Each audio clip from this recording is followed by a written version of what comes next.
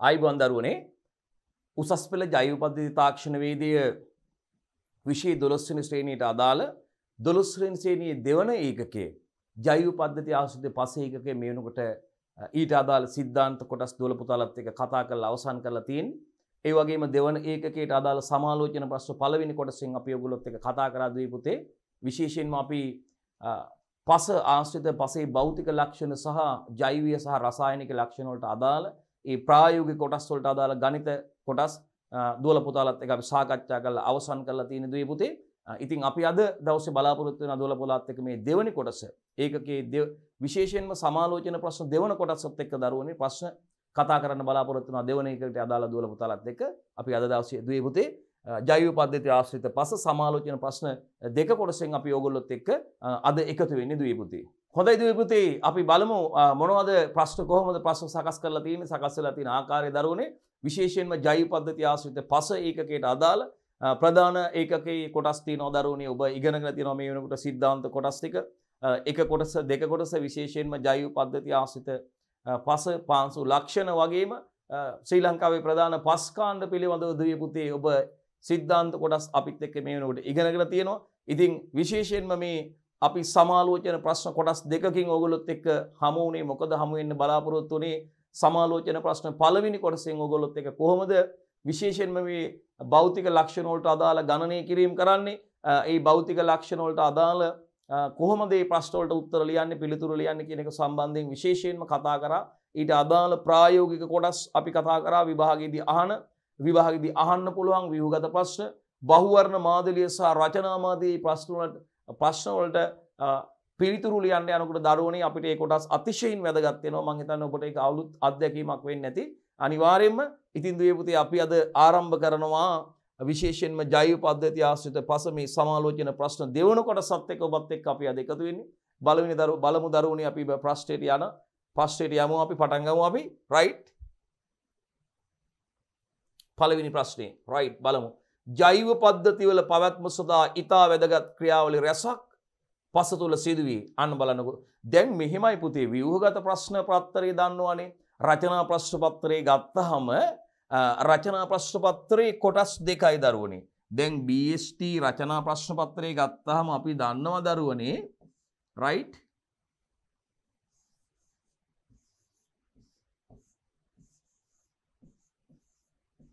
BST රචනා paper එක ගත්තාම කොටස් දෙකයි. ඒ කොටස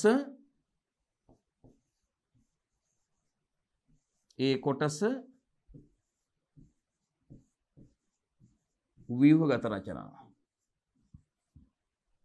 ප්‍රශ්න 4ක් තියෙනවා. ප්‍රශ්න 4ටම පිළිතුරු ලියන්න ඕනේ. එතකොට B කොටස රචනා ප්‍රශ්න 6ක් තියෙනවා. 6න් 4කට උත්තර ලියන්න ඕනේ. 6න් 4කට උත්තර ලියන්න ඕනේ. BST රචනා පේපර් එක ඒ කොටස ව්‍යුහගත රචනා ප්‍රශ්න පත්‍රයක්. ප්‍රශ්න 4ක් තියෙනවා. ප්‍රශ්න 4ටම උත්තර ලියන්න කාලය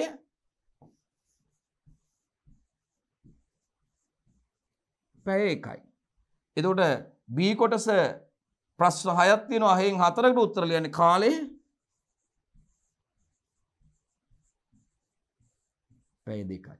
එතකොට මෙන්න මේ පැය 1ක රචනා ප්‍රශ්න පත්‍රය තුල හිස්තැන් 80ක් විතර පුරවන්න තියෙනවා. ඉතින් ප්‍රශ්න 4ක් තියෙනවා. පළවෙනි ප්‍රශ්නේ ගත්තාම මේකේ කොටස B කොටස C කොටස D කොටස E කොටස F කොටස G කොටස කියලා ඒ විදිහට අහන්න පුළුවන්.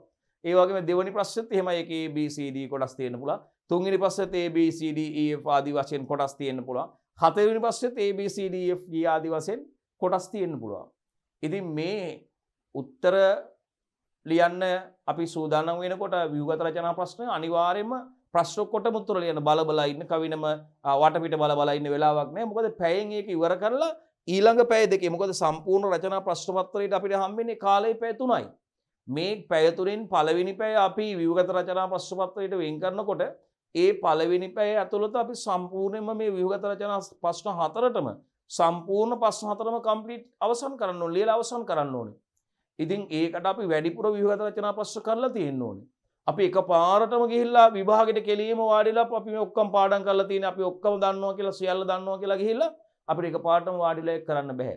එහෙනම් අපිට ව්‍යුහගත රචනා ප්‍රශ්න පත්‍රයට ඊටාම සාර්ථකව මුහුණ දෙන්න නම් ව්‍යුහගත රචනා ප්‍රශ්නයට සාර්ථකව මුහුණ දීලා BST ව්‍යුහගත රචනා ප්‍රශ්නේ අහන මේ සම්පූර්ණ ප්‍රශ්න හතරටම නිවැරදි පිළිතුරු දෙන්න නම් අපි සම්පූර්ණ විෂය නිර්දේශය තුල ඒ කොටස් අවබෝධ කරගෙන ඉන්න ඕනේ.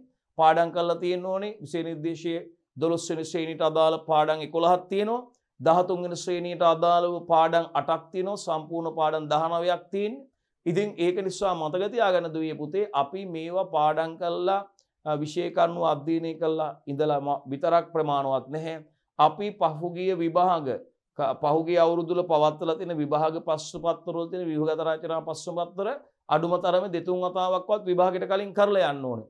ඊට අමතරව BST වලට තියෙනවා පළාත් පේපර්ස් තියෙනවා පාසල් වල ප්‍රධාන ජෛව පද්ධති තාක්ෂණ වේදී විෂය තියෙන ප්‍රධාන ලංකාවේ ප්‍රධාන පාසල් වල වාර විභාග ප්‍රශ්න පත්‍ර තියෙනවා. ඒ වගේම විශේෂයෙන්ම මේ දෙපාර්තමේන්තුව මගින් මීට අදාළව නිකුත් කරන ලද ප්‍රශ්න පත්‍ර තියෙනවා. අනුමාන ප්‍රශ්න පත්‍ර, පෙරහුරු ප්‍රශ්න පත්‍ර, ආදර්ශ ප්‍රශ්න පත්‍ර ඒ වගේ ප්‍රශ්න පත්‍ර නිකුත් කරලා තියෙනවා.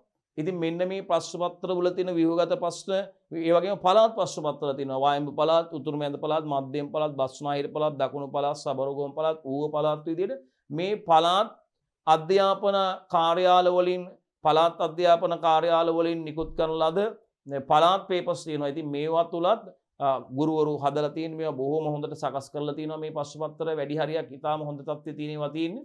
ඉතින් ඒක නිසා ඒවා තුල තියෙන ව්‍යුහගත රචනා ප්‍රශ්නත් අපි කරන්න ඕන. පුළුවන් තරම් ප්‍රශ්න පත්‍ර හොයාගෙන උනන්දු වෙලා මේ අදාළ ව්‍යුහගත රචනා ප්‍රශ්න කරන්න ඕන. ව්‍යුහගත රචනා ප්‍රශ්න විතරක් කළා හරියන්නේ නැහැ. බහුවර්ණ ප්‍රශ්න පත්‍රයේ වැඩි ලකුණක් ගන්න ලකුණු 40ට වඩා ගන්න ඕනේ. 40ට ගත්තොත් කෙලිම එකක් ලකුණු 35 36 37ක් වගේ කියන්නේ ඒකට යන්න පුළුවන් පහසු වෙන්නේ. ඒ වගේම රචනා ප්‍රශ්න වැඩිපුර කරන්න ඕනේ. මේවා වැඩිපුර කරලා මොකද අවසානයේ දුවේ පුතේ ඔබ මුහුණ දෙන්නේ විභාගයටනේ. ඉතින් ඔබ විභාගයකට මුහුණ දෙනකොට ඔබට පළවෙනි දවසේ බහුවර්ණ ප්‍රශ්න පත්‍රයක් හම්බ වෙනවා. ප්‍රශ්න 50ක් තියෙනවා. ප්‍රශ්න 50ටම පිළිතුරු සපයන්න ඕනේ. ඊළඟ දවසේ ඔබට විභාගයේ BST දෙවෙනි දවසේ ඔබට තියෙන දෙවෙනි ප්‍රශ්න පත්‍රය රචනා ප්‍රශ්න පත්‍රය. ඉතින් රචනා ප්‍රශ්න පත්‍රයේ කොටස් දෙකක් තියෙනවා. A කොටස ව්‍යුහගත රචනා සහ B කොටස රචනා කියලා. ඉතින් රචනා ප්‍රශ්න පත්‍රයේ නියමිත කාලයට පැය දෙකකින් සම්පූර්ණ රචනා ප්‍රශ්න 4ක් ලියන්න ඕනේ. ප්‍රශ්න 4න් ප්‍රශ්න 6න් 4ක් තෝරගෙන ලියන්න ඕනේ. ඉතින් එතකොට මෙහෙම තෝරගෙන ලියනකොට අපිට වෙලාවට ලියන්න ඕනේ. වෙලාවට ලියන්න පුළුවන් විදිහට දීලා තියෙන්නේ. බැරි වෙන්න නෙවෙයි දීලා තියෙන්නේ. වැඩ කරලා ඉන්න දක්ෂ ළමයිට ලියන්න පුළුවන් විදිහටයි හදලා තියෙන ප්‍රශ්න පත්‍රය. ඉතින් අනිත් අයත් හොඳට හුරු වෙලා විශේෂයෙන්ම ප්‍රශ්න වලට උත්තර ලියලා හුරු වෙලා හිටියොත් ඔබට ලියන්න පුළුවන් කිසි ප්‍රශ්නයක් නැහැ. ඉතින් එහෙනම් ඔබට ඒ සාමාර්ථයකට යන්න අවස්ථාව ලැබේවා කියලා ප්‍රාර්ථනා කරමින් අපි වැඩේ පටන් ගන්නවා.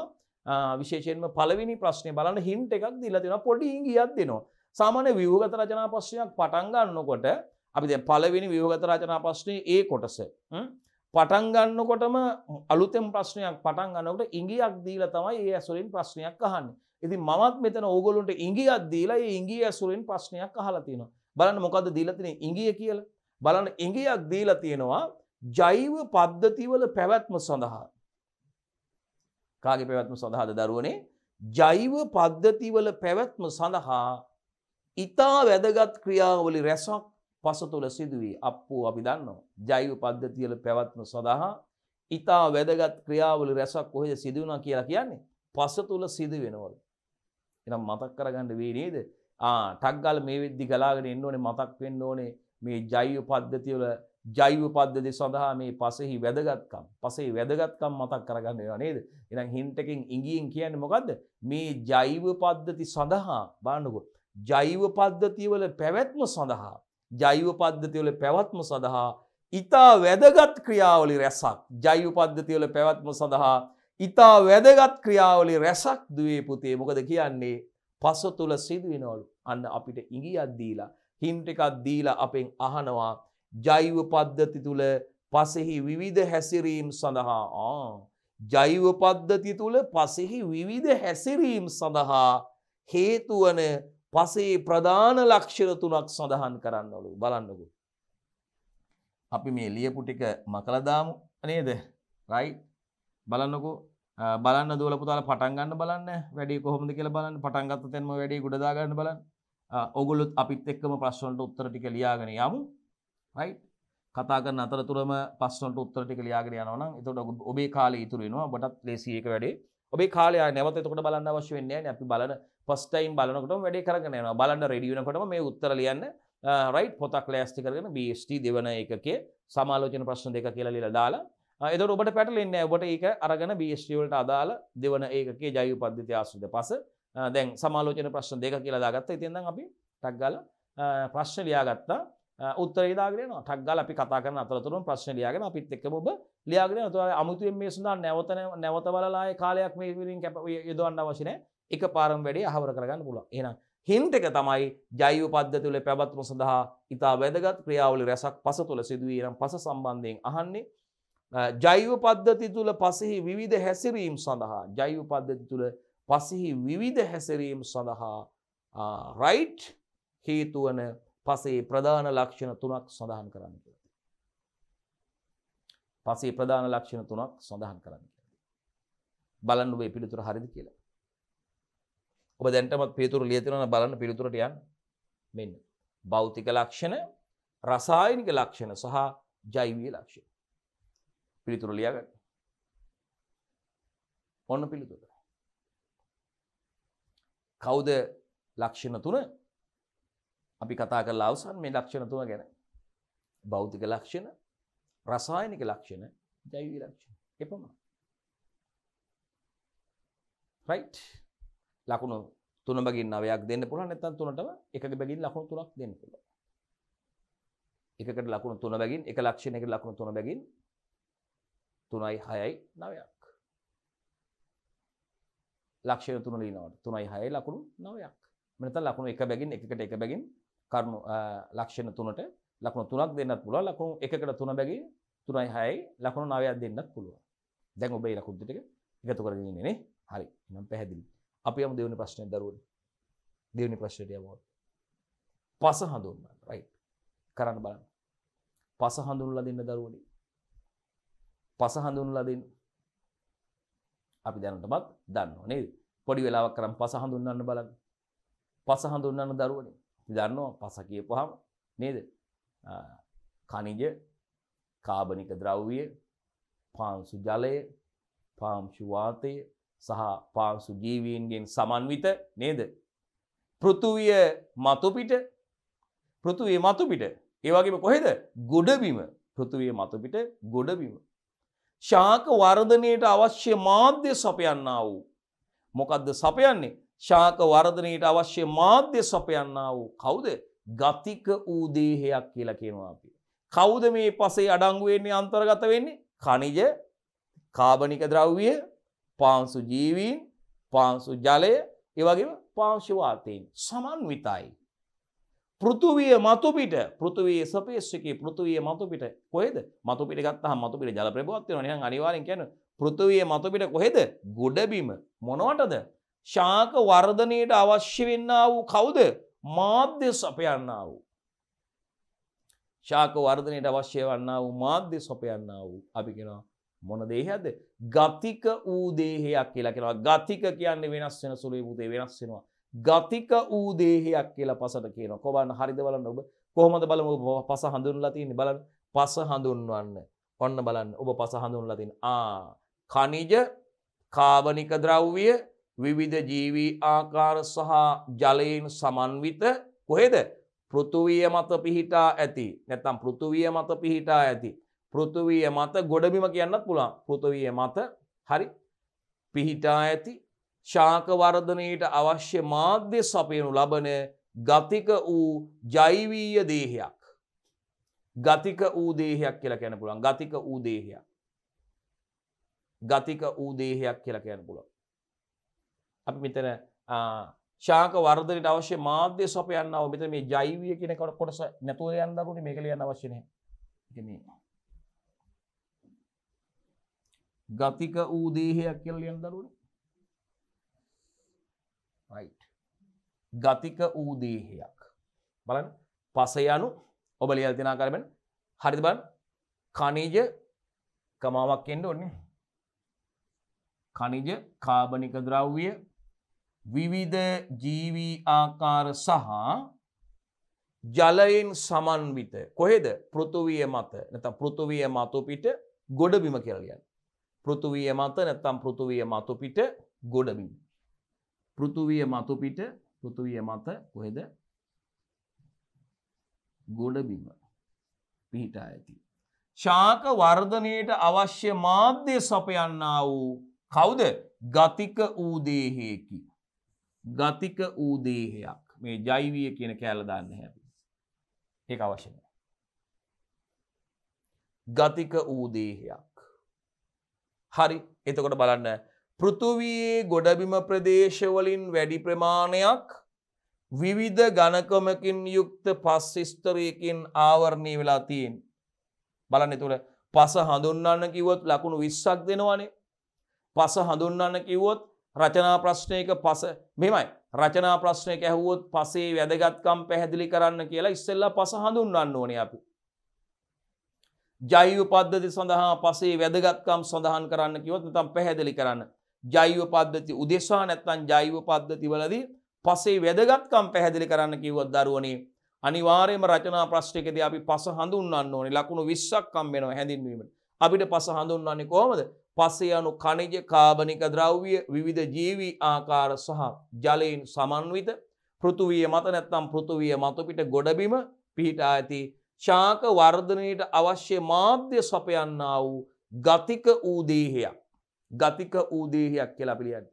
ඊට අමතරව අපිට ලියන්න පුළුවන් පෘථුවියේ ගොඩබිම ප්‍රදේශ වලින් වැඩි ප්‍රමාණයක්. පෘථුවියේ ගොඩබිම ප්‍රදේශ වලින් වැඩි ප්‍රමාණයක් විවිධ ඝනකමින් යුක්ත පස් ස්තරයකින් තමයි දරුවනේ ආවරණ වෙලා තියෙන්නේ. අපිට ඒක ලියන්න පුළුවන්.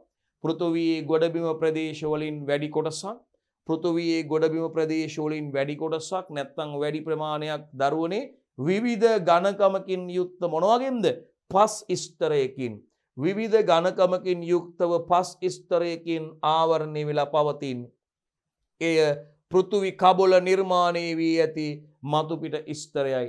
පෘථුවි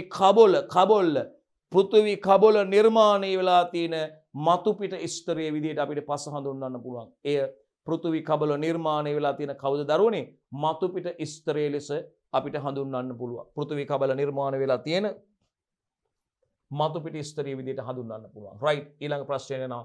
ප්‍රශ්න අංක 3 ජෛව පද්ධතිය වල පැවැත්ම සඳහා පසෙහි දායකත්වයේ පැහැදිලි කරන්න. ඉතාමත්ම වැදගත් ප්‍රශ්නයක්. විභාගයට අනිවාර්යයෙන්ම අහන්න පුළුවන් ප්‍රශ්නයක්. අතිශය වැදගත් ප්‍රශ්නයක්.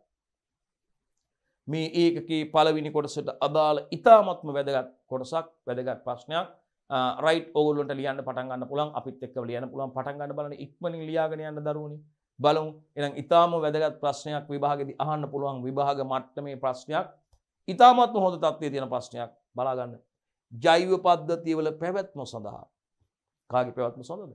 බයෝසිස්ටම්ස් වල. ජෛව පද්ධතිය වල පැවැත්ම සඳහා පසෙහි දායකත්වයේ පැහැදිලි කරන්න. කොහොමද පස දායක වෙන්නේ ජෛව පද්ධතිය වල පැවැත්ම සඳහා? රයිට්. බලමු නේද දෙපුතේ අපි කොහොමද දායකත්වයේ කියලා. එක ශාක වර්ධනයට හා පාංශු ජීවීන්ගේ පැවැත්මට වැදගත් වෙනවා දරුවෝ. පස උපස්තරය කරගෙනයි ශාක වර්ධනය වෙන්නේ. ශාක වර්ධනයට අවශ්‍ය ජලය ඛනිජ ලවණ පෝෂක ලබා ගන්න පස්සෙන් අවශෝෂණය කරගන්න. ඒ වගේම පාංශු ජීවීන්ගේ පැවැත්මට පස වැදගත් වෙනවා. ප්‍රශස්ත පාංශු තත්ත්වයක් පවතින්න ඕනේ. පාංශු වයනේ ව්‍යුහයේ ප්‍රශස්ත මට්ටමක පවතින්න ඕනේ. පාංශු ඝනත්වය වගේ පසේ භෞතික ලක්ෂණ ප්‍රශස්ත මට්ටමක තිබ්බොත් අපිට ඒ පසේ පාංශු ජීවී ක්‍රියාකාරීත්වයේ හොඳින් සිද්ධ වෙනවා. එහෙනම් මතක තියාගන්න ශාක වර්ධනයට හා පාංශු ජීවීන්ගේ පැවැත්මට පස වැදගත් වෙනවා. මේ ජෛව පද්ධතිය තුළ පසේ කාර්යභාරය කතා කරන්නේ වැදගත්කමයි. 2 ජල චක්‍රයට දායක වෙනවා. ජලයේ සැපීම හා පිරිසුදු කිරීම යාමනය කරනවා. ජල චක්‍රයට දායක වෙනවා පස. පසින් ජලය වාෂ්ප වෙනවා. රයිට්. පස මතු පිට තියෙන ඇලදොල ගංගා විල්පකුණු සාගර වලින් ජලය වාෂ්ප වෙනවා. පස මත වර්ධනයේ වැඩෙන ශාක වලින් ජලයේ උත්සේදනය හා වාෂ්පීකරණය මගින් ඉවත් වෙනවා. රයිට්. පස වාසස්ථානය කරගෙන ජීවීන්ගේ දේහය තුළින් ජලය වාෂ්ප වෙන වායුගෝලයට කියලා ඝනීභවනය වෙනවා. ඒවා විවිධ අවස්ථා ගත කරලා නැවත මුල් ස්ථානෙට ආපහු පැමිණෙනවා ජල චක්‍රයේ. ඒකයි ජල චක්‍රය කියන්නේ. එහෙනම් දරුවනේ ජල චක්‍රයට දායක වීම, ඒ වගේම ජලයේ සැපීම හා පිරිසුදු කිරීම යාමනය කරනවා.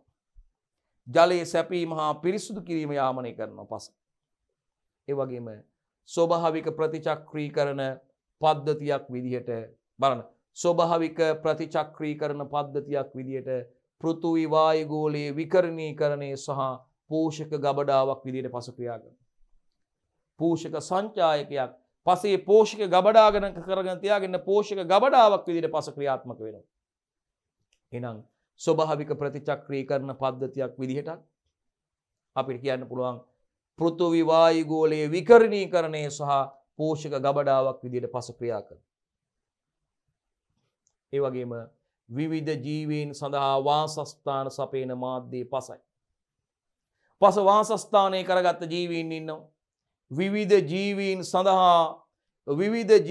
සඳහා වාසස්ථාන සපයන මාධ්‍යයේ පස. පස මාධ්‍යය තුල තමයි අපි නිවස් අපේ ගෙවල් ඉදි කරගන්නේ. පස මට්ටම් කරලා සකස් කරලා පස මත තමයි ගොඩනැගිලි ඉදි කරන්නේ. විවිධ ජීවීන් තමන්ට අවශ්‍ය වාසස්ථාන සකස් කරන්නේ පස මත. පස තමයි මාධ්‍ය විදියට භාවිතා කරන්නේ. රයිට්? එහෙනම් විවිධ ජීවීන් සඳහා වාසස්ථාන සපයන මාධ්‍ය විදියට පස ක්‍රියා කරනවා. ඒ පස ජෛව පද්ධති කිරී පසේ දක්වන දායකත්වයක් වැදගත්කම. ඒ වගේම දරුවනේ මිනිසින් විසින් නිර්මාණය කරන ලද පරිසර පද්ධති සඳහා ඉංජිනේරු මාධ්‍යයක් විදියට ගොඩනැගිලි ඉදි කරන්න, උද්‍යාන ඉදි කරන්න, නගර සැලසුම් කරන්න. රයිට්? උද්‍යාන ඉදි කරන්න, නගර සැලසුම් කරන්න, ජල සම්පාදන ඇලවල් ජලාංශ ඒ දේවල් සැලසුම් කරන්න, සකස් කරන්න, ඉදි කිරීම කටයුතු සඳහා එහෙනම් මිනිසුන් විසින් නිර්මාණය කරන ලද පරිසර පද්ධති සඳහා කවුද පස මොන මාධ්‍යයක්ද? ඉංජිනේරු මාධ්‍යයක් විදිහට ක්‍රියා කරනවා. පස මත තමයි මේ පස මානව ක්‍රියාකාරකම් සඳහා හොඳ වේදිකාවක් සපයනවා දරුවනේ. පස මානව ක්‍රියාකාරකම් සඳහා අවශ්‍ය වේදිකාවක් සපයනවා. එහෙනම් දරුවනේ පස මිනිසුන් විසින් නිර්මාණය කරන ලද පරිසර පද්ධති සඳහා මොකද්ද? ඉංජිනේරු මාධ්‍යයක් විදිහට ක්‍රියා කරනවා. මිනිසුන් විසින් නිර්මාණය කරන ලද පරිසර පද්ධති සඳහා ඉංජිනේරු මාධ්‍යයක් විදිහට කටයුතු කරන්නේ පස දුවේ පුතේ. එහෙනම් අපි ලක්ෂණ පහක් කතා කරා. රයිට්? හරි. හතරවෙනි ප්‍රශ්නේ බලන්න. පසේ ප්‍රධාන භෞතික ගුණාංග ටික නම් කරන්න ඉක්මනට. චූටි වෙලාවක් අරගෙන දරුවනේ පසේ ප්‍රධාන භෞතික ගුණාංග ටික නම් කරන්න බලන්න. පසේ ප්‍රධාන භෞතික ගුණාංග ටික නම් කරන්න බලන්න. බොහෝම සුළු වෙලාවක් අරගෙන ඊළඟ ප්‍රශ්නේ ප්‍රශ්න අංක 4න් අපි දුවල පුතාලත් එක කතා කරන්නේ පසේ ප්‍රධාන භෞතික ගුණාංග සඳහන් කරන්න කියලා. පසක බාහිරින් නිරීක්ෂණය කරන්න පුළුවන් ලක්ෂණ තමයි දරුවනේ පසේ භෞතික ලක්ෂණ කියලා කියන්නේ. ඒක අපි ලියන්න අවශ්‍ය නැහැ. අපෙන් අහන්නේ ව්‍යුහගත ප්‍රශ්නයක අහන්නේ පසේ ප්‍රධාන භෞතික ගුණාංග නම් කරන්න කියලා. එහෙනම් පසේ භෞතික ගුණාංග කියලා කියන්නේ මොකක්ද කියලා අහුවොත් භෞතික ගුණාංග යන කුමක්ද කියලා අහුවොත් දරුවනේ පසක බාහිරින් නිරීක්ෂණය කළ හැකි ලක්ෂණ තමයි දේවුතේ පාංශු භෞතික ලක්ෂණ කියලා කියන්නේ. එහෙනම් පාංශු භෞතික ලක්ෂණ කියලා කියන්නේ මොනවද? පසක බාහිරින් නිරීක්ෂණය කළ හැකි ලක්ෂණ. පසක බාහිරව නිරීක්ෂණය කරන්න පුළුවන් ලක්ෂණ තමයි පුතේ භෞතික ලක්ෂණ කියන්නේ. නම් අපි බලමු කවුද මේ පසේ ප්‍රධාන භෞතික ගුණාංග ටික කියලා. රයිට්? බලන්න ඔබ මේ දේවල් ලියලා තියෙනවද කියලා බලන්න. පාංශු වයනය ගැටලුවක් නැහැ අපිට මතකයි.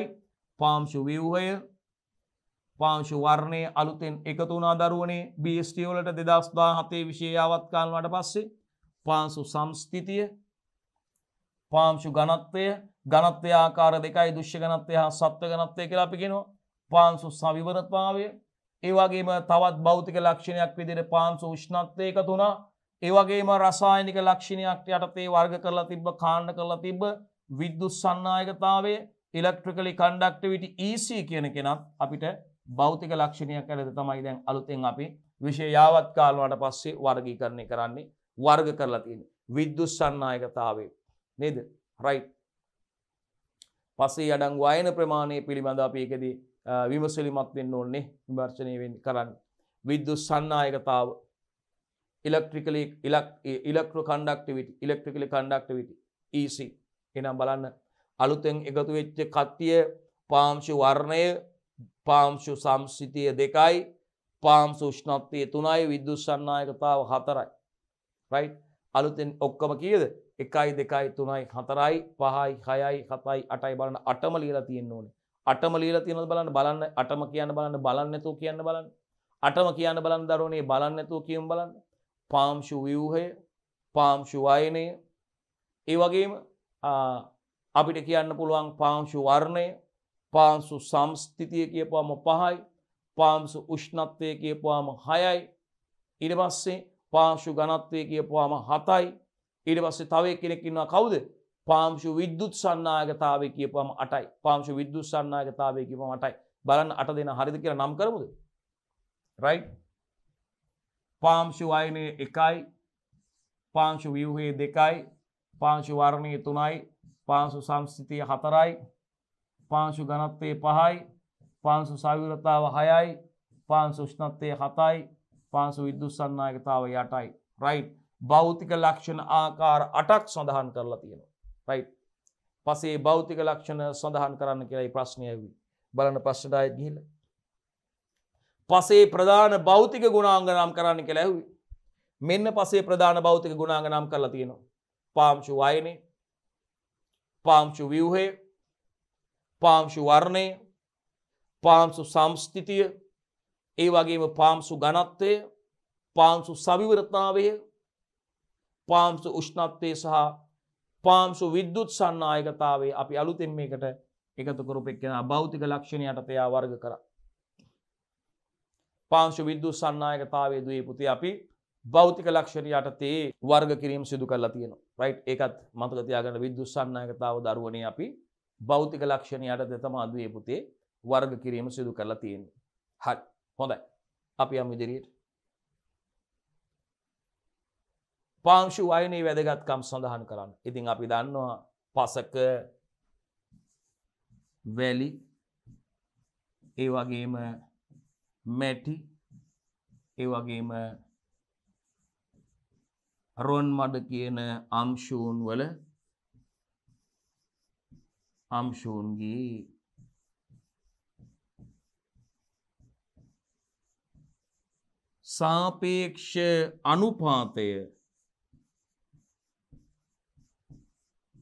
සාපේක්ෂ අනුපාතය තමයි අපි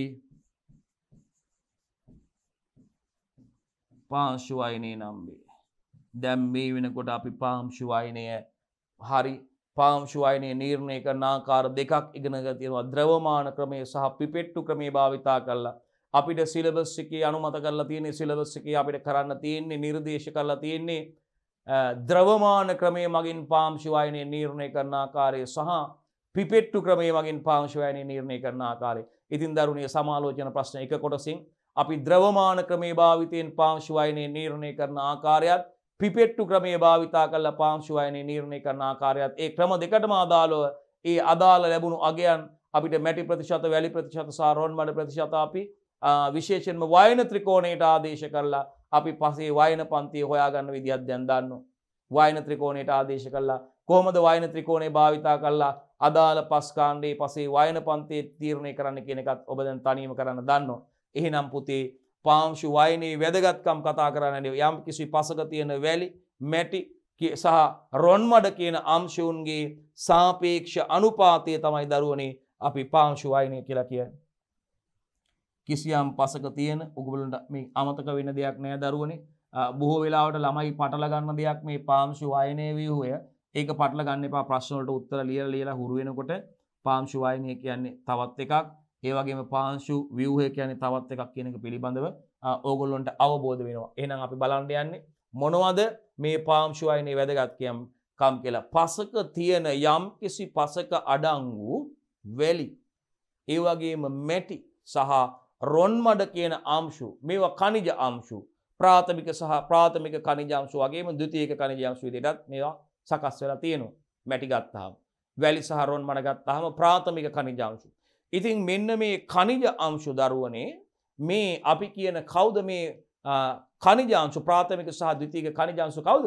වැලි රොන් මඩ සහ මැටි කියන අංශුන්ගේ සාපේක්ෂ අනුපාතයේ යම් කිසි පසක වැලි රොන් මඩ සහ මැටි කියන අංශුන්ගේ සාපේක්ෂ අනුපාතය දැන් කොච්චරක් දැන් අපි ගත්තොත් ඔක්කොම 100ක් කියලා ගත්තොත් වැලි 60යි ඒ වගේම රොන් මඩ 20යි මැටි 20යි එහෙමයි. ඒක අපි ගත්තොත් වැලි අපි ගත්තොත් වැලි 50යි ඒ වගේම රොන් මඩ 30යි 80යි මැටි 20යි ප්‍රමාණය. එහෙනම් අපිට කියන්න පුළුවන් එහෙනම් යම් කිසි පසක වැලි රොන් මඩ සහ මැටි කියන අංශුන්ගේ සාපේක්ෂ අනුපාතයයි අපි පාංශු වයනය කියලා ගන්න. එහෙනම් අපි පාංශු වයනේ අපෙන් අහනවා පාංශු වයනේ වැදගත්කම් සඳහන් කරන්න ඕන. මොනවද සදාද පාංශු වයනේ වැදගත් වෙන්නේ?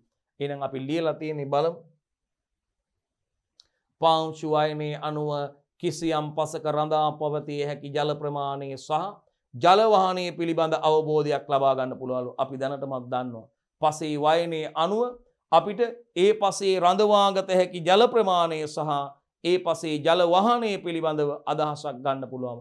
යම් කිසි පසක මැටි අධික නම් මැටි අධික පසක් නම් ඒ පසේ අංශු ළඟින් ඇහිරලා තියෙන. මේ හිතන්න මගේ ඇඟිලි මේ මැටි අංශු කියලා හිතන්න මගේ අතේ ඇඟිලි මැටි අංශු කියලා හිතන්න. එතකොට මැටි අංශු ඉතා ළඟින් ඇහිරලා තියෙන. මැටි අංශු අතර තියෙන ශුද්ධ අවකාශ මෙහෙම ඇතුලෙන් බලන්න ඇස් දෙක ඇරලා හොඳට මේ ඇඟිලි එකට එකතු කරලා තියෙනකොට ඒ කියන්නේ මැටි අංශු තමයි මේ ඇඟිලි කියලා කියන්නේ මැටි අංශු. මැටි අංශු ළඟින් ඇහිරලා තියෙන්නේ. මැටි අංශු අතර තියෙන ශුද්ධ අවකාශ බලන්නකො මේ අතර හිස්තැන් පේනවද කියලා නෑනේ. බොහොම බලපුවම බොහොම ශුද්ධ අවකාශ තියෙන. එහෙනම් මේ මැටි අංශු අතර තියෙන ශුද්ධ අවකාශ මැටි අංශු එකිනෙක අතර තියෙන ඊටාම කුඩා ශුද්ධ අවකාශ. ඒක නිසා මැටි පසක ජලයේ හොඳින් රඳා පවතිනවා. මැටි පසකට යොදන ජලයේ මැටි පස තුල ජලයේ හොඳින් රඳා පවතිනවා. ජල වහනේ දුර්වලයි. මැටි අංශු අතරින් ජලයේ ඊටාම සුළු විදියට තමයි ඊටාම අඩුවෙන් තමයි ජලයේ මැටි පසකින් ඉවත් වෙන්නේ. එහෙනම් මැටි පසක මේ මැටි අංශු අතර තියෙන ශුද්ධ අවකාශ නිසා ඊටාම කුඩා අවකාශ තියෙන. මෙන්න මේ ශුද්ධ අවකාශ අතර ජලයේ රඳවා තබා ගැනීමේ හැකියාව වැඩි. මැටි පසක ජලයේ රඳවා තබා ගැනීමේ හැකියාව ඉහළයි. ඒ වගේම මැටි පසකට යොදන ජලයේ රැඳිලා තියෙනවා මේ මැටි අංශු අතර. ඒක නිසා මැටි පසක ජල වහනය දුර්වලයි. මැටි පසකින් ජලයේ ක්‍රමානුකූලව ඉවත් වෙලා යන්නේ නැහැ. ඒ වගේම වැලි අධික පසක දැන් වැලි අංශු මෙහෙම ඇහිරිලා තියෙන්නේ. මේ වැලි අංශු හිතන්න මගේ අතේ ඇඟිලි මේ වැලි අංශු කියලා. බලන්න මේ වැලි අංශු අතර තියෙන සාපේක්ෂව මහා සිදුරුනේ මහා අවකාශනේ විශාල සිදුරුනේ තියෙන්නේ. ඒක නිසා මේ වැලි පසට යොදන ජලය මේ අවකාශ අතරින් පසින් ඉක්මනින් ඉවත් වෙලා යනවා. වැලි පසක ජලය රඳවා තබා ගැනීමේ හැකියාව අඩුයි. ඒකට හේතුව තමයි වැලි අංශු අතර තියෙන මේ සාපේක්ෂව මහා සිදුරු. වැලි අංශු අතර සාපේක්ෂව මහා සිදුරු තියෙන විශාල සිදුරු. ඒක නිසා වැලි පසට යොදන ජලය මේ විශාල අවකාශ අතරින් ඉක්මනින් ඉවත් වෙනවා.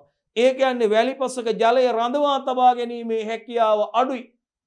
වැලි පසක ජලය රඳවා තබා ගැනීමේ හැකියාව අඩු වෙන්න හේතුව මොකද? වැලි අංශු අතර සාපේක්ෂව විශාල සිදුරු මහා සිදුරු තියෙන. මේ සිදුරු අතරින් ජලයේ පහසුවෙන් ඉවත් වෙලා යනවා. ඒ කියන්නේ වැලි පසක ජල වහනය සතුටුදායකයි. ඒ කියන්නේ වැලි පසට යොදන ජලය ඉක්මනින් ඉවත් වෙලා යනවා. පහසුවෙන් ජල වහනය වෙලා යනවා. රයිට්. ඒ වගේම වැලි පසක වාතනය සතුටුදායකයි. ඇයි? මේ වැලි අංශු අතර තියෙන මහා අවකාශ තුල වාතය රැඳෙනවා.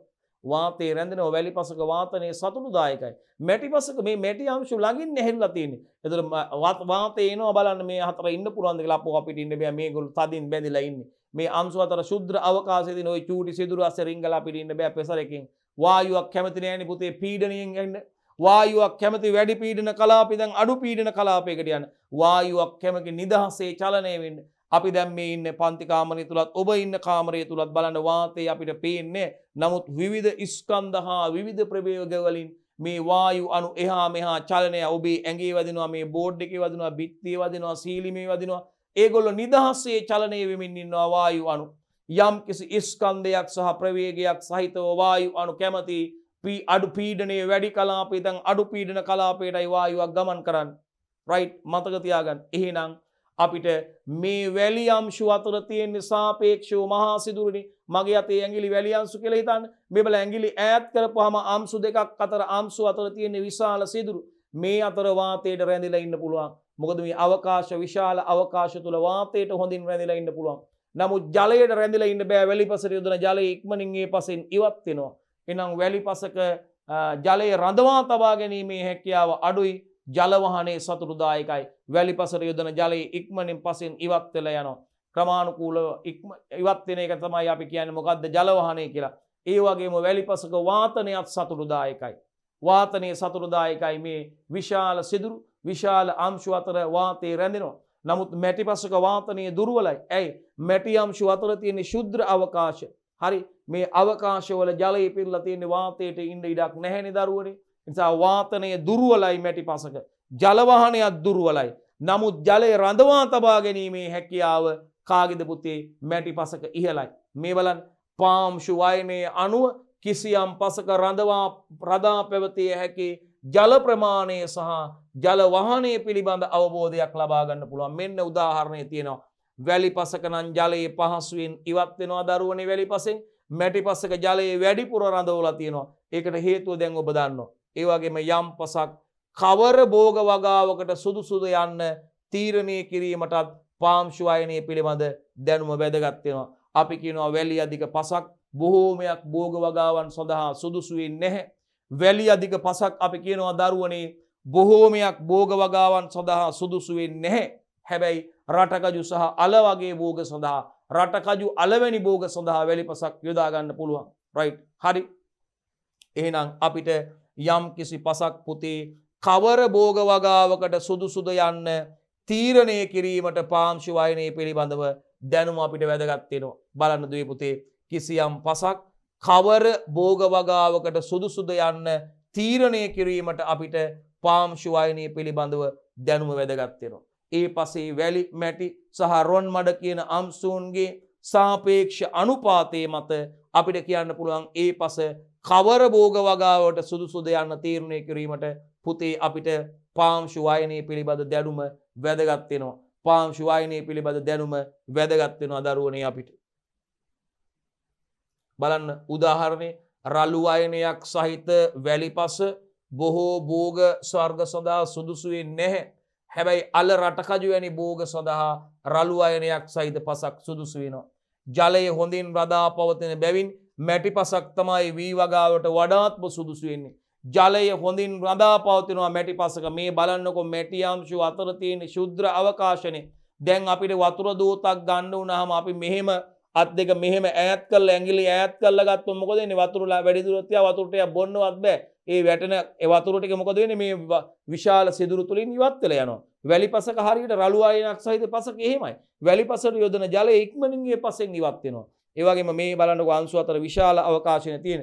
නමුත් අපිට වතුර ටිකක් ටැප් එකකින් වතුර දූතක් අරගෙන තව තැනකට අරයි යන්න ඕනේ කාට හරි දෙන්න. ඒතර අපි ටැප් එක කරලා වතුර දූතක් මෙහෙම ඈත් කරලා ගන්න යන්නේ. මෙහෙමනේ අපි ඇඟිලි එකතු කරලා මෙහෙමනේ අපි හදාගන්නේ වතුර දූතක් ගන්න. අන්න වතුර දූතක් අරගෙන අපිට අරගෙන යන්න පුළුවන් අවශ්‍ය දුරකට ටික දුරකට නේද? අවශ්‍ය තැනකට ඒක අරයි යන්න පුළුවන් වැඩේට. අන්න එහෙනම් මැටි අංශු අතර තියෙන සාපේක්ෂව ශුද්‍ර අවකාශ. ඒ නිසා මැටි අංශු අතර ජලය රඳා පවතිනවා. ඒකයි කියන්නේ ජලය හොඳින් රඳා පැවතෙන බැවින් මැටි පසක් වී වගාවට සුදුසුයි. එහෙනම් ජලය හොඳින් රඳා පවතන නිසා දරුවනේ මැටි පසක් වී වගාවට සුදුසුයි කියලා අපිට කියන්න පුළුවන් දවල පුතාලට. ඒ වගේම ජල සම්පාදනයේදී භෝග වගාව සඳහා භෝග වගා කටයුතු සඳහා කෘෂිකාර්මික කටයුතු සඳහා ජල සම්පාදනයේදී අපිට ජල සම්පාදන ක්‍රමය ඒ වගේම සපේන ජල ප්‍රමාණය සහ ජල සම්පාදන කාලාන්තරයේ පුතේ පාංශු වයනයේ මත තීරණය කරනවා. මේ රළු වයනයක් සහිත පසක් නම් අපි නේද කෙටි කාලාන්තර වලින් ජල සම්පාදනය කරන්න ඕනේ. ඒ වගේම යොදන ජල ප්‍රමාණය ගැන සැලකිලිමත් වෙන්න ඕනේ. ජල සම්පාදන කාලාන්තරය ගත්තාම වැලි අධික පසක නම් දැන් මැටි පසක ජල සම්පාදන කාලාන්තරය වැඩි. ඒ කියන්නේ එකපාරක් ජලය සපයලා ඊළඟට ළඟ සපයන්න ඕනේ නැහැ. ටික කාලයක් ගිහලා දවස් දෙක තුනක් ගිහලා ජලය සපයන්න පුළුවන්. නමුත් වැලි පසකට යොදන ජලය ඉක්මනින් වැලි පසෙන් ඉවත් වෙන හින්දා වැලි පසක ජල සම්පාදන කාලාන්තරය අඩුයි. දවසක් දැම්මොත් ආයි හැන්දෑවේ නැත්නම් හෙට උදේ දාන්න ඕනේ ජලය. අන්න මතක තියාගන්න වැලි පසක. ඒකයි. එතකොට එහෙනම් අපිට ජල සම්පාදනයේදී විශේෂයෙන්ම ජල සම්පාදන ක්‍රමය අපිට ජල සම්පාදනයේදී විශේෂයෙන්ම දරුවනේ ජල සම්පාදනයේදී විශේෂයෙන්ම දරුවනේ මතක තියාගන්න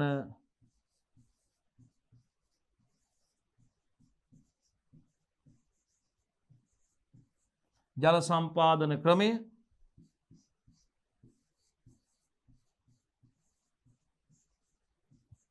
ජල ප්‍රමාණය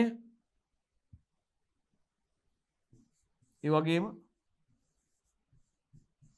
ජල සම්පාදන කාලාන්තරයේ එක සැරයක් ජලය සපයලා ඊළඟට කොයි වෙලෙන්ද ජලය සපයන්න කියන එක.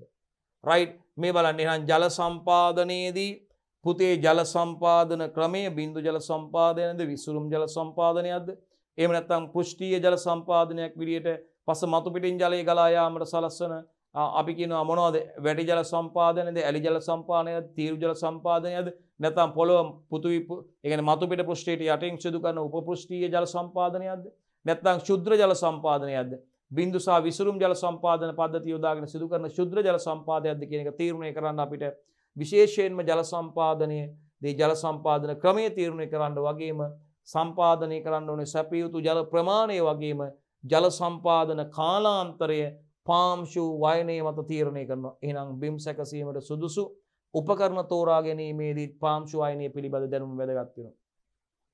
යම් කිසි ඉඩමක බිම් සකස් කිරීම සඳහා තෝරා ගන්නා උපකරණ සුදුසු උපකරණ තෝරා ගැනීමේදී දරුවනේ යම් පසක බිම් සැකසීම සඳහා සුදුසු බිම් සැකසීම සඳහා යෝග්‍ය උපකරණ තෝරා ගැනීමේදී පාම්ශු වයනය පිළිබඳ දැනුම අපිට වැදගත් වෙනවා දරුවේ. එහෙනම් බිම් සැකසීමට සුදුසු උපකරණ තෝරා ගැනීමේදී පාම්ශු වයනය පිළිබඳ දැනුම අපිට අවශ්‍ය වෙනවා වැදගත් වෙනවා. හරි. ඒ වගේම රළු වයනයක් සහිත පසකට සැහැල්ලු උපකරණ සුදුසුයි. රළු වයනයක් සහිත පසකට මොනවද යොදා ගන්න සුදුසුයි කියන්නේ? රළු වයනයේ සහිත පසට සැහැල්ලු උපකරණ සුදුසුයි. ඒ වගේම සුදුසු පාම්ශු සංරක්ෂණ ක්‍රම තෝරා ගැනීමේදී අපිට පසේ වයනය අනුව ගැළපෙන ක්‍රමය තෝරා ගන්න පුළුවන්. අපි දන්නවා පස සංරක්ෂණය කරන්න ඕනේ. පස කියන්නේ පුනර්ජනනය නොවන සම්පතක්. එක 5 සෙන්ටිමීටරයක් නිර්මාණය වෙන්න අවුරුදු 100ක් 200ක් 300ක් වගේ දීර්ඝ කාලයක් ගත වෙන්න පුළුවන්. ඒක නිසා අපි කියනවා පස පුනර්ජනනය කළ නොහැකි සම්පතක්. එහෙනම් පස මේ සම්පත අපි රැක ගන්න ඕනේ. පාංශු සංරක්ෂණය කරන්න ඕනේ. පස සංරක්ෂණය කරන්න ඕනේ. ඔබේ ගෙදරින් පටන් ගන්න පුළුවන්. ඔබට බෑ ඔබේ ගෙදර තියෙන පසුවත් මිදුලේ පසුවත් හායනය වෙන්න හානි වෙන්න ඉඩ දෙන්න. රයිට්? ඒක අනිවාර්යෙන් නීතිගත කරලා තියෙනවා. නීතියක් ඒක මේ පාංශු සංරක්ෂණය අපේ ගෙවත්තේ ගෙදර පස ආරක්ෂා කරන්නේ හෝදා පාළුවට ලක් වෙන්න නොදී පස ආරක්ෂා කරගන්න ඕනේ. එහෙනම් මතක තියාගන්න සුදුසු පාංශු සංරක්ෂණ ක්‍රම තෝරා ගැනීමේදී පසේ වයනයේ අනුව පුතේ පසේ තියෙන වැලි මැටි රොන් මඩ කියන අංශුන්ගේ සාපේක්ෂ අනුපාතයේ මත දරුවනේ අපිට ගැළපෙන ක්‍රමය තෝරා ගැනීමට පුළුවන්කමක් ලැබෙනවා. ඒ වගේම මත්ස්‍ය පොකුණු හා ගොඩනැගිලි ආදී සැකසීමේදී පාංශු වයනයේ අනුව සුදුසු භූමියක් තෝරගන්න ඕනේ. දැන් විශේෂයෙන්ම ජලයේ රඳා පවතින හැකියාව වැඩි පසක් තෝරගන්න ඕනේ. දැන් අපිට පොකුණු මත්ස්‍ය පොකුණු ඉදි කිරීමේදී නේද?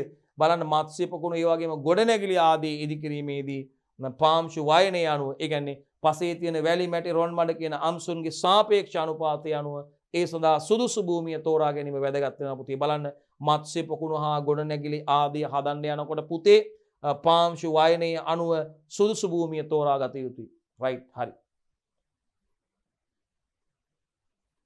රයිට් පාංශු වයනයේ නිර්ණය කිරීම සඳහා භාවිතා කරන ක්‍රම සඳහන් කරන්න. මේ වෙනකොටත් පාංශු වයනයේ නිර්ණය කිරීම සඳහා භාවිතා වන ක්‍රම අපි සම්පූර්ණයෙන්ම සාකච්ඡා කරලා අවසන්. මේ ව්‍යුහගත ප්‍රශ්නයක ඔබෙන් අහන්නේ පාංශු වයනයේ නිර්ණය කිරීම සඳහා භාවිතා කරන ක්‍රම දෙකක් අපිට අනුමත ක්‍රම දෙකක් ගැන පුතේ අපි කතා කරනවා. ප්‍රධාන වශයෙන්ම ද්‍රවමාන ක්‍රමය සහ පිපෙට්ටු ක්‍රමය. කවුද අපිට කතා කරන්න තියෙන ක්‍රම දෙක? ද්‍රවමාන ක්‍රමය සහ අපිට කතා කරන්න තියෙනවා එක් දෙන්නෙක් ගැන එක්කෙනෙක් ද්‍රවමාන ක්‍රමය අනිත් එක්කෙනා පිපෙට්ටු ක්‍රමය. right පළවෙනි එක්කෙනා ද්‍රවමාන ක්‍රමය දෙවෙනි එක්කෙනා පිපෙට්ටු ක්‍රමය. කීපයක් තියෙනවා අපි බලමු මේ කීපෙම. මෙන්න හොඳයි පුතේ. එතකොට මේ බලන්න අපි කතා කරන මෙතන ක්‍රම හතරක් තියෙනවා. පාංශු වයනයේ නිර්ණය කිරීම සඳහා යොදා ගන්න ක්‍රම හතරක්. බලන්න පෙනේර කට්ටල ක්‍රමය තියෙනවා දරුවනේ. මොකද්ද ක්‍රමය? පෙනේර කට්ටල ක්‍රමය. ඒ වගේම අවසාදන සහ බේරා ඉවත් කිරීමේ ක්‍රමය.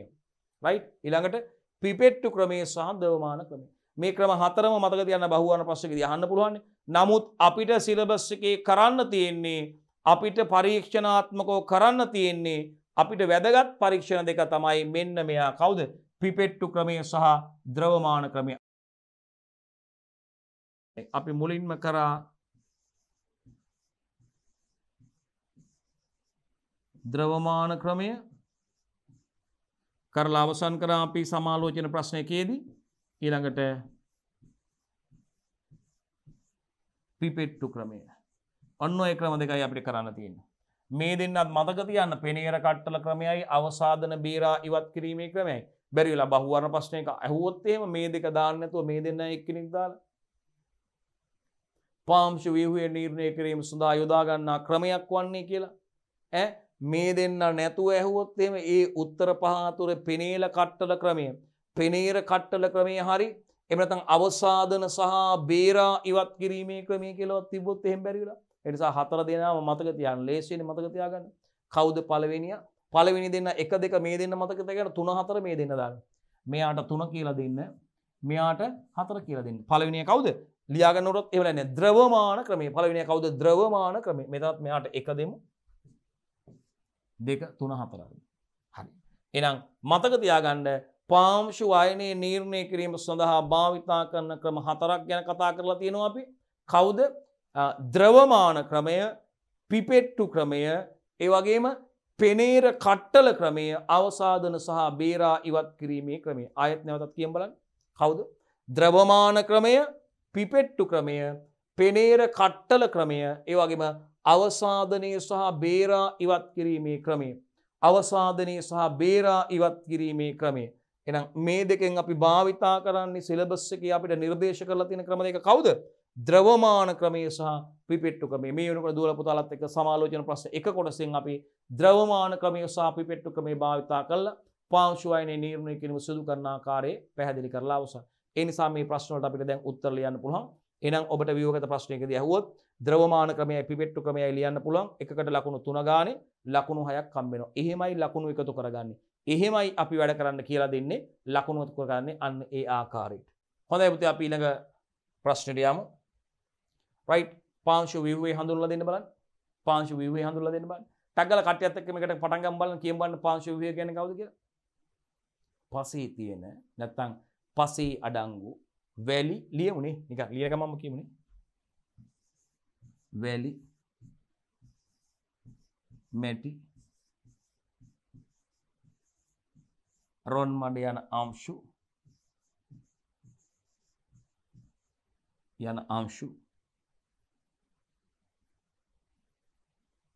රොන් මඩ යන අංශු පසේ ඇති විවිධ බැඳුම්කාරක ද්‍රව්‍ය මගින්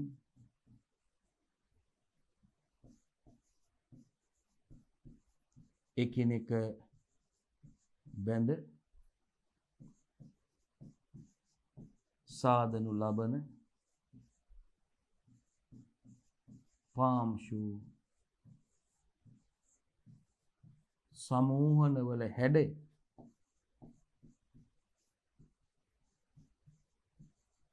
පාංශු ව්‍යුහය නම් මරුනේ බලන්න කොහොමද කියලා වැලි මැටි රොන් මඩ යන අංශු හරිද පසේ ඇති විවිධ බැඳුම්කාරක ද්‍රව්‍ය මගින් කවුද මේ පසේ තියෙන විවිධ බැඳුම්කාරක ද්‍රව්‍ය මැටි ඒ වගේම හියුමස් වගේ කට්ටිය ඇලුමිනා එදුර සිලිකා යකඩ වගේ දේවල් පසේ තියෙන අපි දන්නවා පසේ තියෙන විවිධ බැඳුම්කාරක ද්‍රව්‍ය ප්‍රධාන වශයෙන් හියුමස් මැටි වගේ කට්ටිය පසේ ඉන්න විවිධ බැඳුම්කාරක ද්‍රව්‍ය මොකද කරන්නේ වැලි මැටි සහ රොන් මඩ කියන අංශු මේ පසේ තියෙන විවිධ බැඳුම්කාරක ද්‍රව්‍ය මගින් එකිනෙක බැඳලා හදන සමූහනවල හැඩය මැටි කියනෝ නැත්නම් මැටි එහෙම නැත්නම් මැටි අංශු නැත්නම් කවුද පසේ ඉන්න බැඳුම්කාරක ද්‍රව්‍ය හියුමස් වගේ කට්ටිය කියන වැලි ඔයත් වෙන්න, මැටි ඔයත් වෙන්න, රොන් මඩ ඔයත් වෙන්න කියලා මේගොල්ලෝ එකට එකතු කරලා මොකද කරන්නේ? බඳිනවා, බන්ධනය කරනවා. රයිට්? මේගොල්ලෝ එකට එකතු කරලා බන්ධනය කරලා හරි බලන්නකෝ රොන් මඩ, වැලි, මැටි, රොන් මඩ යන අංශු කවුද? පසේ තියෙන විවිධ බැඳුම්කාරක ද්‍රව්‍ය මගින් පසේ තියෙන විවිධ බැඳුම්කාරක ද්‍රව්‍ය මගින් එකිනෙක බැඳ සාදනු ලබන පාම්සු සමූහනවල හැඩය තමයි පාංශු ව්‍යුහය කියලා තියෙනවා. අයත් බලන්න පසේ ඉන්නවා පුතේ වැලි, මැටි, රොන් මඩ කියන අංශු. පසේ තියෙන විවිධ බැඳුම්කාරක ද්‍රව්‍ය මගින් මේ වැලි, මැටි, රොන් මඩ කියන අංශු එකට සමූහණය කරලා වැලියෙන්න, මැටියෙන්න, රොන් මඩෙන්න කියලා ඒගොල්ලෝ එකට සමූහණය කරලා එකිනෙක බැඳලා හදන මේ පාම්සු සමූහනවල ව්‍යුහය තමයි පුතේ පාංශු ව්‍යුහය කියලා කියන්නේ. බලන්නකෝ රොන් මඩ, වැලි, මැටි, රොන් මඩ කියන අංශු පසේ ඇති විවිධ බැඳුම්කාරක ද්‍රව්‍ය මගින් එකිනෙක බැඳ තබන නැත්නම් එකිනෙක බැඳ සාදන පාංශු සමූහනවල හැඩය තමයි පුතේ අපි පාංශු ව්‍යුහය කියලා කියන්නේ.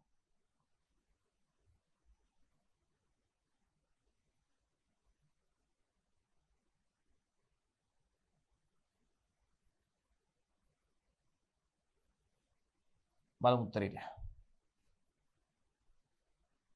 ඔව්. පසක පවතින වැලි, රොන් මඩ, මැටි අංශු වැනි ප්‍රාථමික අංශු බොහෝ විට වෙන්වෙන්ව නොපවතින අතර මේ පසක තියෙන මේ ප්‍රාථමික අංශු වැලි, මැටි, රොන් මඩ කියන අංශු පුතේ ගොඩක් වෙලාවට මේගොල්ලෝ වෙන්වෙන්ව ඉන්නේ පසේ. ඒකයි ඒ කියන්නේ. පසේ පවතින වැලි, රොන් මඩ, මැටි අංශු වැනි ප්‍රාථමික අංශු බොහෝ විට වෙන්වෙන්ව නොපවතින අතර ඒගොල්ලෝ කොහොමද? බන්ධනකාරක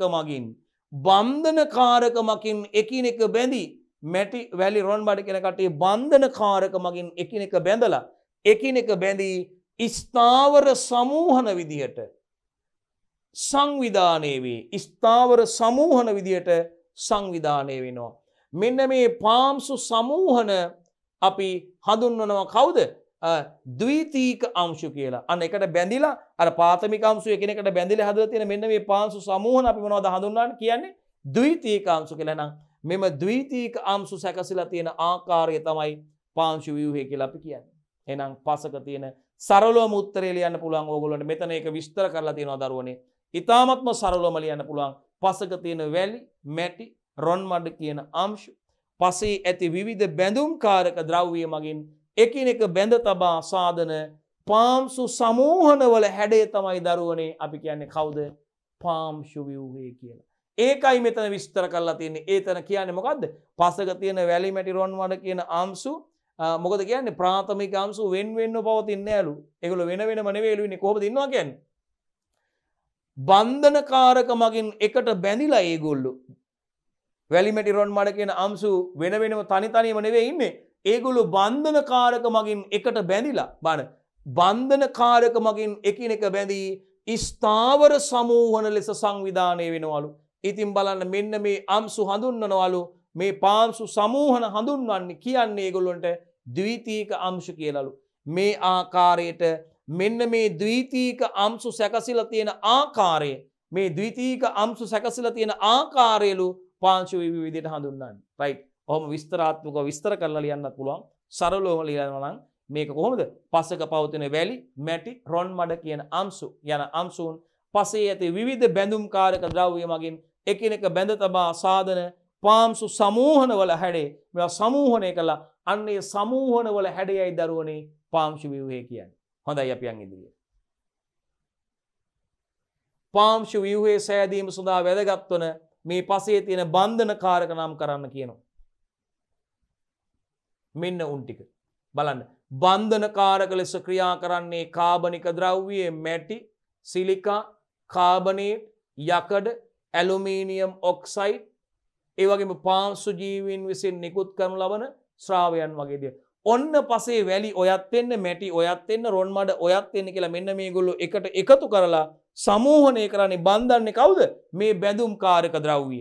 මේ බලන්නකෝ එහෙනම්. මොකද්ද ප්‍රශ්නෙන් අපෙන් ඇහුවේ? මේ බලන්න. පාම්ශු ව්‍යුහයේ සෑදීම සඳහා වැදගත් වන පසේ බන්ධනකාරක නම් කරන්න වැලි, මැටි, රොන් මඩ කියන අංශු එකිනෙකට බැඳ තබලා හදනවා පාංශු සමූහන. මෙන්න මේ පාංශු සමූහන හදන්න බන්ධනකාරක විදිහට බඳලා ඒගොල්ලෝ බන්ධවන්න ඒගොල්ලෝ බොන්ඩ් එක හදන්න බන්ධනය කරන්න ඒගොල්ලෝ බන්ධනය කරන්න රයිට් ඒ අලවන්න එක අපි කියන්නේ ගම් එකකින් අලවනවා වගේ කියන්න බෑ නිකන් අන්න ඒ දේ කරන්න බැඳුම්කාරක ද්‍රව්‍ය විදිහට ක්‍රියාත්මක කරන්නේ කවුද කියලා අහන්නේ පාංශු ව්‍යුහයේ සෑදීම සඳහා වැදගත් පසේ බන්ධනකාරක නම් කරන්න කියලා බන්ධනය කරවනේ උන් තමයි කාරකයෝ කියන්නේ බන්ධනකාරක කියන්නේ බලමු උන් කවුද කියලා බලන්න බන්ධනකාරක ලෙස ක්‍රියා කරන කට්ටිය කවුද කියලා බලන්න කාබනික ද්‍රව්‍ය මැටි සිලිකා කාබනේට් යකඩ ඇලුමිනියම් ඔක්සයිඩ් පාංශු ජීවීන් විසින් නිකුත් කර ලබන ශ්‍රාවයන් වගේ දේවල් ගමු එළියට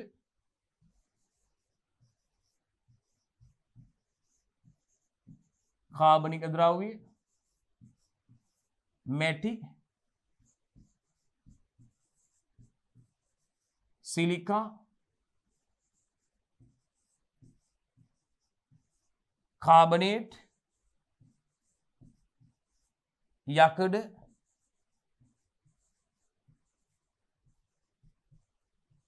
ඇලුමිනියම් ඔක්සයිඩ් අවසන් වශයෙන් පාංශු ජීවීන්ගේ ශ්‍රාවයන් එනම් බලන්න කාබනික ද්‍රව්‍ය කවුද මේ බන්ධනකාරක විදිහට ක්‍රියා කරන්නේ කාබනික ද්‍රව්‍ය මැටි සිලිකා කාබනේට් යකඩ ඇලුමිනියම් ඔක්සයිඩ් පාංශු ජීවීන්ගේ ශ්‍රාවයන් හරි එහෙනම් ඒකනේ අපි යමු ඊළඟ ප්‍රශ්නේ අපි බලනවා පාංශු ව්‍යුහය අපිට කියන පාංශු ව්‍යුහය ව්‍යුහාත්මක ලක්ෂණ තුනක් අනුව විස්තර කරනවලු බලන්න ඔබට හින්ට් එකක් දෙනවා පාංශු ව්‍යුහය විස්තර කරනවලු ව්‍යුහාත්මක ලක්ෂණ තුනක් අනුව බලන්න පාංශු ව්‍යුහය ව්‍යුහාත්මක ලක්ෂණ තුනක් අනුව විස්තර කරනවලු අපෙන් අහනවා එම ව්‍යුහාත්මක ලක්ෂණ සඳහන් කරන්න කියලා. රයිට් බලන්න. මෙන්න ව්‍යුහාත්මක ලක්ෂණ හැඩය අනුව පන්ති අනුව නැත්නම් ප්‍රමාණය අනුව හා ශ්‍රේණිය අනුව ලියාගන්න. මේ බලන්න. පාංශු ව්‍යුහය ව්‍යුහාත්මක ලක්ෂණ අනුව වර්ග කරනවලු විස්තර කරනවලු. පාංශු ව්‍යුහය එයාගේ ව්‍යුහාත්මක ලක්ෂණ අනුව විස්තර කරනවලු ඒ ව්‍යුහාත්මක ලක්ෂණ අහනවා. මෙන්න විස්තර කරන ව්‍යුහාත්මක ලක්ෂණ හැඩය අනුව පන්තිය නැත්තම් ප්‍රමාණය අනුව සහ ශ්‍රේණිය අනුව. එක හැඩය අනුව දෙක පන්තිය අනුව තුන ශ්‍රේණිය අනුව.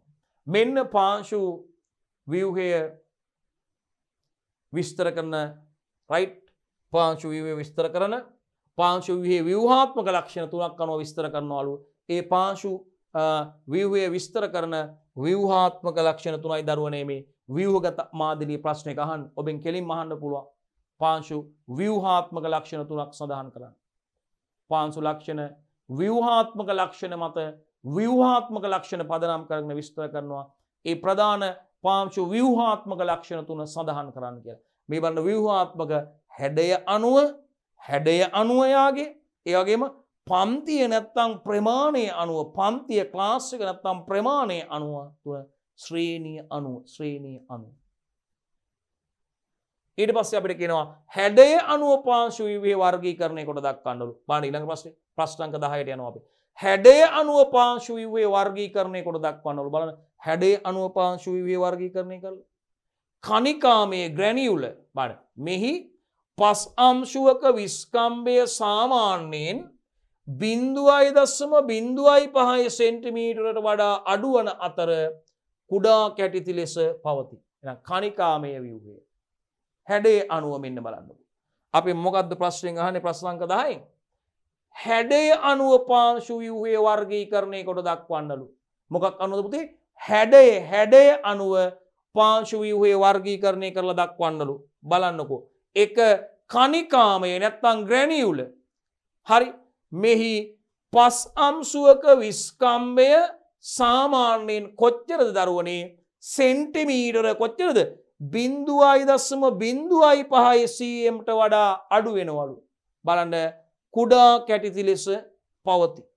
රයිට් ලියාගන්න. කණිකාමය ව්‍යුහය. හැඩේ අණුව. කණිකාමය නැත්නම් ග්‍රැනියුල. කණිකාමය ව්‍යුහය. ඊළඟ කුට්ටි ආකාර බ්ලොක් එකක්. බ්ලොකි. කොහොමද? කෝණාකාර සහ උපකෝණාකාර කුට්ටි ලෙස පිහිටන අතර පස් අංශුවක විස්කම්භය 1.5 අතර වෙනවා සෙන්ටිමීටර. රයිට්. කුට්ටි ආකාර කෝණාකාර නැත්නම් උපකෝණාකාර කුට්ටි විදියට පිහිටනවලු. බලන්නකෝ. කෝණාකාර එහෙම නැත්නම් උපකෝණාකාර කුට්ටි ලෙස පිහිටනවලු. පස් අංශුවක විස්කම්භය කීයද? 1.5 අතර සෙන්ටිමීටර ප්‍රමාණයක් ගන්නවා. ප්‍රිස්මාකාර ප්‍රිස්මේටික් සිරස් ප්‍රිස්මාකාර කණු විදිහට මේගොල්ලෝ පසේ දකින්න ඉන්නවලු. සිරස් ප්‍රිස්මාකාර කණු විදිහට මේගොල්ලෝ සකස් වෙලා ඉන්නවලු. ප්‍රිස්මාකාර තැටි ආකාර ප්ලේටි තුනී පැතලි තල විදිහට පවතිනවලු. තැටි ආකාර තුනී පැතලි තල විදිහට පවතිනවලු. තුනී පැතලි තල විදිහට පියටනවලු තැටි ආකාර. ස්තම්භික සිරස් කණු විදිහට ස්තම්භ විදිහට පසේ දකින්න පුළුවන්ලු මේගොල්ලෝ. ස්තම්භික ස්තම්භ විදිහට සිරස් කණු විදිහට මේගොල්ලෝ සිරස් කණු විදිහට මේගොල්ලෝ පසේ දකින්න පුළුවන්. තනි කණිකා එහෙම නැත්නම් තනි අංශු ආකාර මෙම තනි අංශු විදිහට අපි මෙහෙම පස් පිටක් අරගෙනම දානවා තනි අංශු ආකාරමේ තනි කණිකා හෝ අපි කියනවා සිංගල් ග්‍රැනියුල කියලා.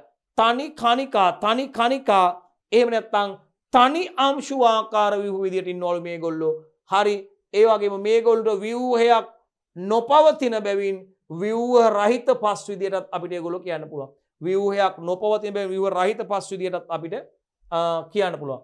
බලන්න මේක මේ 6 වෙනි එක කියලා බලන්න කවුද කියලා? තනි කණිකා 6 වෙනි එක කියලා. එයා බලන්න තනි කණිකා හෝ තනි අංශු ආකාර ව්‍යුහයක් ලුයා. තනි කණිකා නැත්නම් තනි අංශු ආකාර ව්‍යුහයක් ලුයා. රයිට් අපි කියනවා සිංගල් ග්‍රැනියුල කියලා ඒගොල්ලෝ. හරි අපි කියනවා පන්ති අණුව පාංශු ව්‍යුහය වර්ගීකරණය කළ දක්වන්නලු. පන්ති අණුව ඒගොල්ලෝ බලන්න පන්ති අණුව පාංශු ව්‍යුහය වර්ගීකරණය කළ දක්වන්නලු. මේ බලන්න මෙමගින් පාංශු ව්‍යුහයේ ප්‍රමාණය විස්තර කරනවලු. මේකෙන් විස්තර කරන්නේ මොකද? පන්තිය ක්ලාස් එක අණුව පාංශු ව්‍යුහය වර්ගීකරණය කළ දක්වනවා. මේකෙන් මොකද්ද? මෙමගින් පාංශු ව්‍යුහයේ ප්‍රමාණය විස්තර වේ. මේ අණුව පාංශු ව්‍යුහය පහත ආකාරයට ශ්‍රේණිගත කරන්න පුළුවන්. ඉතා සියුම් මධ්‍යම රළු ඉතා රළු. බලන්නකෝ පාංශු ව්‍යුහයේ ප්‍රමාණය විස්තර වෙනවලු. ව්‍යුහයේ ප්‍රමාණය විස්තර වෙනවලු පන්ති අණුව. ඒ අණුව පාංශු ව්‍යුහය පහත ආකාරයට ශ්‍රේණිගත කරනවා දරුවනේ. ඉතා සියුම් මධ්‍යම රළු ඉතා රළු. ලියාගන්න. ඉතා සියුම් මධ්‍යම රළු ඉතා රළු. ලියාගන්න දරුවනේ. ලියාගන්න එක. රයිට් හරි. බලන්න ශ්‍රේණිය අණුව පාංශු ව්‍යුහය වර්ගීකරණය කළ දක්වන්න. කරලා දෙන්න මට බලන්න. පන්තිය අණුව කරා දැන් ශ්‍රේණිය අණුව වර්ගීකරණය කළ දක්වන්න බලන්න. රයිට් හොඳ ළමයි මේ කරලා දෙන්න බලන්න. අපි පන්තිය අණුව කරා දැන් ශ්‍රේණිය අණුව පාංශු ව්‍යුහය වර්ගීකරණය කළ දක්වන්න බලමු. මේකෙදි කතා කරන්නේ පාංශු ව්‍යුහය කෙතරම් තදින් එකිනෙක බැඳී පවතිනවද කියන එකයි විස්තර කරන්නේ ශ්‍රේණිය අණුව පාංශු වයනේ විස්තර කරනකොට. මොකද්ද කියන්නේ? පාංශු ව්‍යුහය විස්තර කරනකොට අපි ශ්‍රේණිය අණුව කොහොමද අපි කරන්නේ? පාංශු ව්‍යුහය පුතේ පාංශු ව්‍යුහය කෙතරම් තදින් එකිනෙකට බැඳිලා තියෙනවද කියන එක. පාංශු ව්‍යුහය කොච්චර කෙතරම් තදින් එකිනෙකට බැඳිලා තියෙනවද කියන එක විස්තර කරනවා. ඒ අනුව පස ප්‍රධාන කාණ්ඩ දෙකයි ව්‍යුහ සහිත පස සහ ව්‍යුහ රහිත පස කියලා අපිට හඳුන්වන්න පුළුවන්. කවුද? ව්‍යුහයක් සහිත පස සහ ව්‍යුහයක් රහිත පස කියලා අපිට හඳුන්වන්න පුළුවන්. ව්‍යුහයක් සහිත පස සහ ව්‍යුහයක් රහිත පස කියලා අපිට හඳුන්වන්න පුළුවන්. අපි ව්‍යුහ සහිත පස බන්ධන ශක්තිය මත නැවත කොටස් තුනකට බෙදෙනවා. ව්‍යුහයක් සහිත පස ඒගොල්ලොන්ගේ බන්ධන ශක්තිය මත පුතේ නැවත කොටස් තුනකට බෙදෙනවා. කොහොමද? දුර්වල, මධ්‍යස්ථ සහ තද. ව්‍යුහයක් තියෙන පස දරුවනේ ව්‍යුහයක් සහිත පස ඒගොල්ලොන්ගේ බන්ධන ශක්තිය මත නැවත කොටස් තුනකට බෙදෙනවා. දුර්වල, මධ්‍යස්ථ සහ තද කියලා. කොහොමද? දුර්වල, මධ්‍යස්ථ සහ තද කියලා. රයිට් බලන්න. පාංශු ව්‍යුහය ජෛව පද්ධති තාක්ෂණය කෙරෙහි වැදගත් වන ආකාරය පැහැදිලි කරනවා. ඔන්න රචනා ප්‍රශ්නයක්. රයිට්. සාමාන්‍යයෙන් අවසන් අවුරුදු වල පහුගිය අවුරුදු වල විභාගයේ රචනා ප්‍රශ්න වල දළුවනේ මේ පාංශු ව්‍යුහය සහ වයනේ ජෛව පද්ධති තාක්ෂණය කෙරෙහි වැදගත් වන ආකාරය පැහැදිලි කරන්න කියලා රචනා ප්‍රශ්නයක් අවසන් අවුරුද්දේ පහුගිය අවුරුද්දේ අහලා තිබුණා. ඉතින් අනිවාර්යයෙන්ම හැම අවුරුද්දකම මීට අදාළව මේ පාංශු වයනේ ව්‍යුහය ගැන අහනවා දරුවනේ. ඒ තරම්ම අතිශය වැදගත්. අපෙන් අහන්නේ බලන රචනා ප්‍රශ්නයක්. මේක රචනා ප්‍රශ්නයක් දාලා තියෙන්නේ පහුගිය මේක කොටස් දෙකකට කඩලා මන් දැම්මේ පහුගිය අවුරුද්දේ රචනා ප්‍රශ්නයට අහලා තිබ්බේ පාංශු ව්‍යුහය සහ වයනේ ජෛව පද්ධති කෙරෙහි වැදගත් වන ආකාරය පැහැදිලි කරන්න. ඉතින් මම මේක කොටස් දෙකකට කඩලා වෙන වෙනම දැම්මා. ඉතින් එක දෙක එකට අහන්නත් පුළුවන් වෙන වෙනම අහන්නත් පුළුවන්. මේකේ දෙවෙනි කොටසයි දාලා තියෙන රචනා ප්‍රශ්නේ පාංශු ව්‍යුහය කොහොමද ජෛව පද්ධති තාක්ෂණය කෙරෙහි වැදගත් වන ආකාරය කියලා. අපි බලමු දුවේ පුතේ. right. පුතේ මනා ව්‍යුහයක් සහිත පසක වාතනය හොඳින් සිදු වෙනවා. පසේ ව්‍යුහයේ හොඳ නම් පුතේ මනා ව්‍යුහයක් සහිත පසක් නම් ඒ පසක වාතනය හොඳින් සිදු වෙනවා. ඒ කියන්නේ ඒ පසේ අවකාශ තියෙනවා, හිස්තැන් තියෙනවා, වාතයට රැඳිලා ඉන්නේ. හරි. ඒ වගේම පාංශු වාතයේ ප්‍රශස්ත ලෙස පවතින විට ප්‍රශස්ත පාංශු වාතනයක් ඒ පසේ මනා ව්‍යුහයක් සහිත පසක දරුවනේ ප්‍රශස්ත වාතනයක් තියෙනවා නම් සිදු වෙනවා නම් අපිට කියන්න පුළුවන් ඒ පසේ ශාක මුල් වල වර්ධනය සහ ක්‍රියාකාරීත්වයට උපකාරී වෙනවා ඒක. බලන්න. මනා ව්‍යුහයක් සහිත පසක වාතනය හොඳින් සිදු වෙනවා. ඒ පසේ පාංශු වාතනයේ ප්‍රශස්ත ලෙස පවතිනකොට පුතේ ප්‍රශස්ත මට්ටමකට පවතිනකොට ඒ ශාක මුල් වල වර්ධනයට සහ ක්‍රියාකාරීත්වයට ඒක උපකාරී වෙනවා. ශාක මුල් වල වර්ධනයට සහ ක්‍රියාකාරීත්වයට ඒක උපකාරී වෙනවා දුවේ පුතේ. ඒ වගේම පසේ සාරවත් බව පිළිබඳ අවබෝධයක් ලබා ගන්න පුළුවන් අපිට. පසේ සරු බව පිළිබඳ අවබෝධයක් ලබා ගන්න පුළුවන් පාංශු ව්‍යුහය දන්නවනම් මනා පාංශු ව්‍යුහයක් සහිත පසක් සරු බව පිළිබඳ අවබෝධයක් ලබා ගන්න පුළුවන්. පසේ සාරවත් බව පිළිබඳ අවබෝධයක් ලබා ගන්න පුළුවන්. ඒ කියන්නේ පසක භෞතික, රසායනික සහ ජෛවීය ගුණාංග කෙරෙහි පාංශු ව්‍යුහය බලපානවා. right. ඒ වගේම භෝග වගාවට ප්‍රයෝජනවත් වන පාංශු ජීවීන්ගේ ක්‍රියාකාරීත්වය මනාව සිදුවන්නේ දැයි දැන ගැනීමට පාංශු ව්‍යුහය වැදගත් වෙනවා. භෝග වගාවට ප්‍රයෝජනවත් වන පාංශු ශුද්‍රජීවී ක්‍රියාකාරීත්වය පස තුල ඉතා හොඳින් සිදු වෙනවද මනාව සිදු වෙනවද කියලා අපිට දැනගන්න පාංශු ව්‍යුහය වැදගත් වෙනවා. පාංශු කාබනික ද්‍රව්‍ය පෝෂක බවට පරිවර්තන වීමේ කාර්යක්ෂමතාවය පාංශු ව්‍යුහය මත රඳා පවතිනවා. අපි දන්නවා කාබනික ද්‍රව්‍ය තමයි මේ ක්ෂුද්‍ර ජීවීන්ගේ ශක්ති ප්‍රභවය.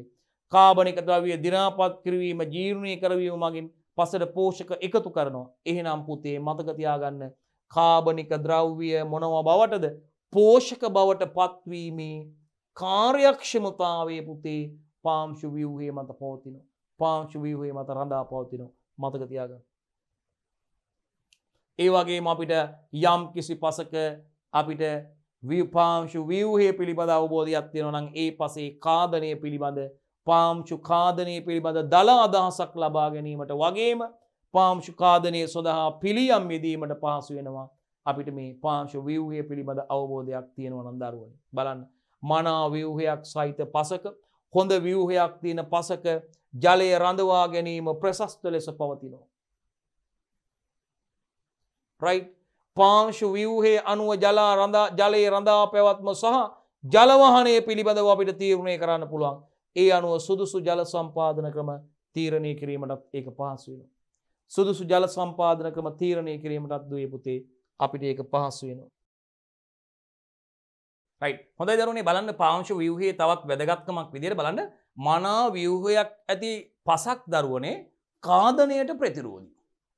පාංශු ව්‍යුහය යහපත් නම් මනා ව්‍යුහයක් නම් තියෙන්නේ එවැනි පසක් දරුවනේ කාදනයට ප්‍රතිරෝධී. රයිට්. ඒ නිසා ජල වහනයත් මනාව සිද්ධ වෙනවා. ජල වහනයත් මනාව සිද්ධ වෙනවා. පාරගම්‍යතාවය හොඳින් තියෙන නිසා පාරගම්‍යතාව හොඳින් පාරගම්‍යතාව සවිවරතාවයේ සහිතයි පස. එතකොට මෙවැනි මනා ව්‍යුහයක් සහිත පසක් දරුවනේ අපිට කියන්න පුළුවන් ඒ පසේ මනා ව්‍යුහයක් ඇති පසක් පාංශු කාදනයට ප්‍රතිරෝධී කියලා. ඒ පස පාංශු කාදනයට ප්‍රතිරෝධී. පාංශු කාදනය අවමයි පාංශු කාදනය සිදු වෙන්නේ නැහැ. එතකොට ජල වහනයත් මනාව සිද්ධ වෙනවා. ජල වහනය කියන්නේ දරුවනේ යම්කිසි පසකින් ක්‍රමානුකූලව ජලය ඉවත් වීම. යම් පසකින් ජලය ක්‍රමානුකූලව ඉවත් වීම ඒකත් මනාව සිද්ධ වෙනවා. පාංශු ව්‍යුහය යහපත්නේ. මනා පාංශු ව්‍යුහයක් සහිතයිනේ. එහෙනම් මනා පාංශු ව්‍යුහයක් ප්‍රශස්ත තත්වයක් තියෙනවා නම් දරුවනේ තුල ජල වහනය මනාව සිදු වෙනවා. ක්‍රමානුකූලව ජලයේ පසින් ඉවත් වීම හොඳින් සිද්ධ වෙනවා. මනාව සිද්ධ වෙනවා. එවැනි පසක් දරුවනේ අපි දන්නවා භෝග නිෂ්පාදනයට වගේම භෝග නිෂ්පාදන කටයුතු සඳහා යොදා ගැනීමට වගේම දරුවනේ ගොවිපළ ව්‍යුහ සැකසීමට ගොඩනැගිලි ගොවිපළ ව්‍යුහ ගොවිපළ ආශ්‍රිත ගොවිපළ ව්‍යුහ සයිලෝ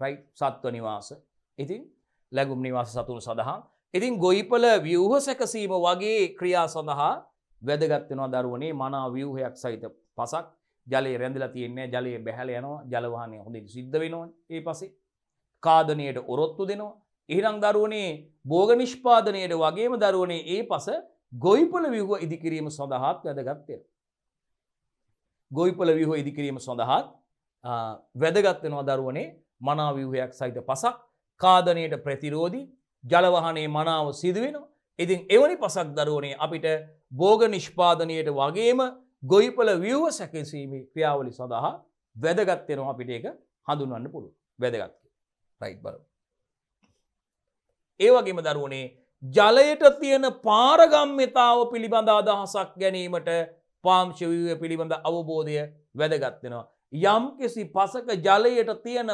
පාරගම්‍යතාවය අපි කියනවා පාරගම්‍යයි නේද අපාරගම්‍ය අර්ධ පාරගම්‍ය කියලා අපි කියනවා නේද දරුවනේ පාරගම්‍යයි කියන්නේ ජලයට ඒ හරහා ගමන් කරන්න පුළුවන්.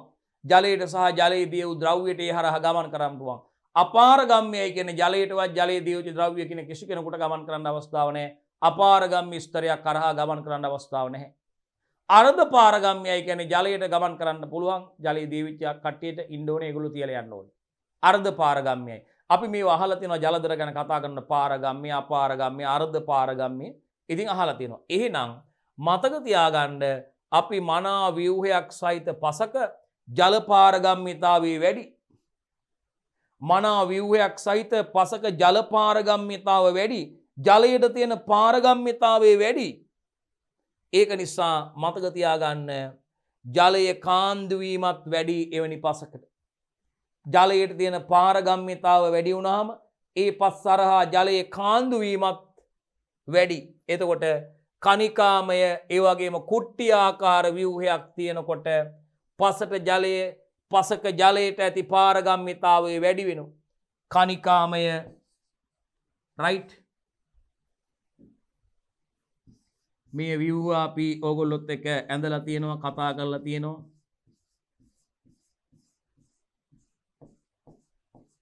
කනිකාමය ව්‍යුහයක් ඒ වගේම කුට්ටි ආකාර ව්‍යුහයක් රයිට් මේ කනිකාමය ව්‍යුහයක් ඒ වගේම කුට්ටි ආකාර ව්‍යුහයක් තියෙනකොට දරුවනේ බලන්න කනිකාමය ඒ වගේම කුට්ටි ආකාර ව්‍යුහයක් තියෙනකොට දරුවනේ පසක ජලයට තියෙන පාරගම්‍යතාවය මේ බලන්නකෝ පසක ජලයට තියෙන පාරගම්‍යතාවයේ වැඩි දරුවනේ ඒ වගේම තැටි ආකාර ව්‍යුහයක් තියෙනකොටත් ජලයට ඇති පාරගම්‍යතාවය ඉතාමත් අඩුයි. තැටි ආකාර ව්‍යුහයක් තියෙනකොට තැටි ආකාර ව්‍යුහයක් තියෙනකොට මෙන්න මේ ආකාරයට බලන්නකො මේ තැටි ආකාර ව්‍යුහයක් තියෙනකොට තැටි ආකාර ව්‍යුහයක් මේ තැටි ආකාර ව්‍යුහයක් තියෙනකොට ජලයට තියෙන පාරගම්මිතාවය ඉතාමත්ම අඩුයි. මේ බලන්න කණිකාමේ සහ කුට්ටි ආකාර ව්‍යුහයක් තියෙනකොට ජලයට තියෙන පාරගම්මිතාවය වැඩි. ජලයට තියෙන පාරගම්මිතාවය වැඩි. රයිට්. පසට ජලයේ කාන්දු වීමත් වැඩි වෙනි පස්වල. කණිකාමේ සහ කුට්ටි ආකාර ව්‍යුහයක් තියෙනකොට. හරි පැහැදිලිනේ. එහෙනම් ජලයට තියෙන පාරගම්මිතාව පිළිබඳ අදහසක් ලබා ගැනීමට දරුවනේ අපිට පාංශ ව්‍යුහය පිළිබඳ අවබෝධයක් තිබීම වැදගත්. මනා ව්‍යුහයක් සහිත පසක ජල පාරගම්මිතාවය වැඩි. හොඳ ව්‍යුහයක් තියෙන පසක ජල පාරගම්මිතාවය වැඩි. රයිට්. ඒක නිසා පසට ජලයේ කාන්දු වීමත් වැඩි. මෙවන කණිකාමය ව්‍යුහයක් තියෙනකොට මේ බලන්න ජල පාරගම්මිතාවය හොඳින් සිද්ධ වෙනවා දරුවනේ. පසට යොදන ජල පාරගම්මිතාවය මනාව සිද්ධ වෙනවා. කුට්ටි ආකාර ව්‍යුහයක් කත් එහෙමයි. ජල පාරගම්මිතාව මනාව සිද්ධ වෙනවා. ඒ වගේම ජලයේ කාන්දු වීමත් වැඩි වෙනි පස්වල. මේ බලන්න. ජලයට තියෙන පාරගම්මිතාව පිළිබඳ අදහසක් ලබා ගැනීමට පාංශ ව්‍යුහය පිළිබඳ අවබෝධයක් තිබීම වැදගත් වෙනවා පුතේ. හොඳ ව්‍යුහයක් මනා ව්‍යුහයක් සහිත පසක ජල පාරගම්මිතාවය වැඩි. ජල පාරගම්මිතාවය වැඩි. ඒ නිසා පසට ජලයේ කාන්දු වීමත් වැඩි. පසට සිදුවන ජලයේ කාන්දු වීමත් වැඩි. විශේෂයෙන්ම මේ බලන්න කණිකාමය ව්‍යුහාකාරය කණිකාමය සහ මේ කුට්ටි ආකාර ව්‍යුහයක් තියෙනකොට පසට එවැනි පසක ජලයට තියෙන පාරගම්මිතාව වැඩි. එවැනි පසක ජලයට තියෙන පාරගම්මිතාවය වැඩි. ඒ වගේම තැටි ආකාර ව්‍යුහයක් තියෙනකොට මේ බලන්න තැටි ආකාර ව්‍යුහයක් තියෙනකොට පාරගම්මිතාවය බලන්න තැටි ආකාර ව්‍යුහයක් තියෙනකොට ජලයට තියෙන පාරගම්මිතාවය ඉතාමත්ම අඩුයි. මේ තැටි ආකාර ව්‍යුහයක් තියෙනකොට ජලයට තියෙන පාරගම්මිතාවය ඉතාමත්ම අඩුයි. මෙන්න මේ දෙන්නගේ පාරගම්මිතාවය වැඩි. නේද? කණිකාමය මේ තියෙන කුට්ටි ආකාර. එහෙම කණිකාමය සහ කුට්ටි ආකාර ව්‍යුහයක් තියෙනකොට පසට තියෙන පාරගම්මිතාවය වැඩි. ජලයට තියෙන පාරගම්මිතාවය වැඩි. මේ තැටි ආකාර ව්‍යුහයක් තියෙනකොට ජලයට තියෙන පාරගම්මිතාවය අඩු වෙනවා පුතේ. තැටි ආකාර ව්‍යුහයක් තියෙනකොට ජලයට තියෙන පාරගම්මිතාවය අඩු වෙනවා දරුවනේ. ඊළඟට අපි පාංශ ව්‍යුහය පිළිබඳ දන්නවා නම් අපිට පාංශ ව්‍යුහය පිළිබඳ අවබෝධයක් තියෙනවා නම් දරුවනේ අපිට පුළුවන් පාංශ සුසංහනය පිළිබඳ අවබෝධයක් ලබා ගැනීමට. අපි දන්නවා සුසංහනය උගන්වලා තියෙනවා. සුසංහනය අපි දන්නවා දරුවනේ අපි දන්නවා වර්ෂා ජලය නැත්තම් පසට ජල සම්පාදනය කරද්දී පස මතු පිටට ජලය පතිත වෙනකොට ජල සම්පාදනයකදී වෙන්න පුළුවන් පසට ජලයේ පතිත වෙද්දී දරුවනේ පස් අංශු මතට ජලයේ පසට ජලයේ වැටෙනකොට මේ ජලය පස තුලට කාන්දු වෙනවා. මේ කාන්දු වෙනකොට දරුවනේ මැටි අංශු මේ පස් අතර තියෙන පසේ තියෙන මැටි අංශු දරුවනේ මැටි අංශු ජලයත් එක්ක ශරණය වෙනවා.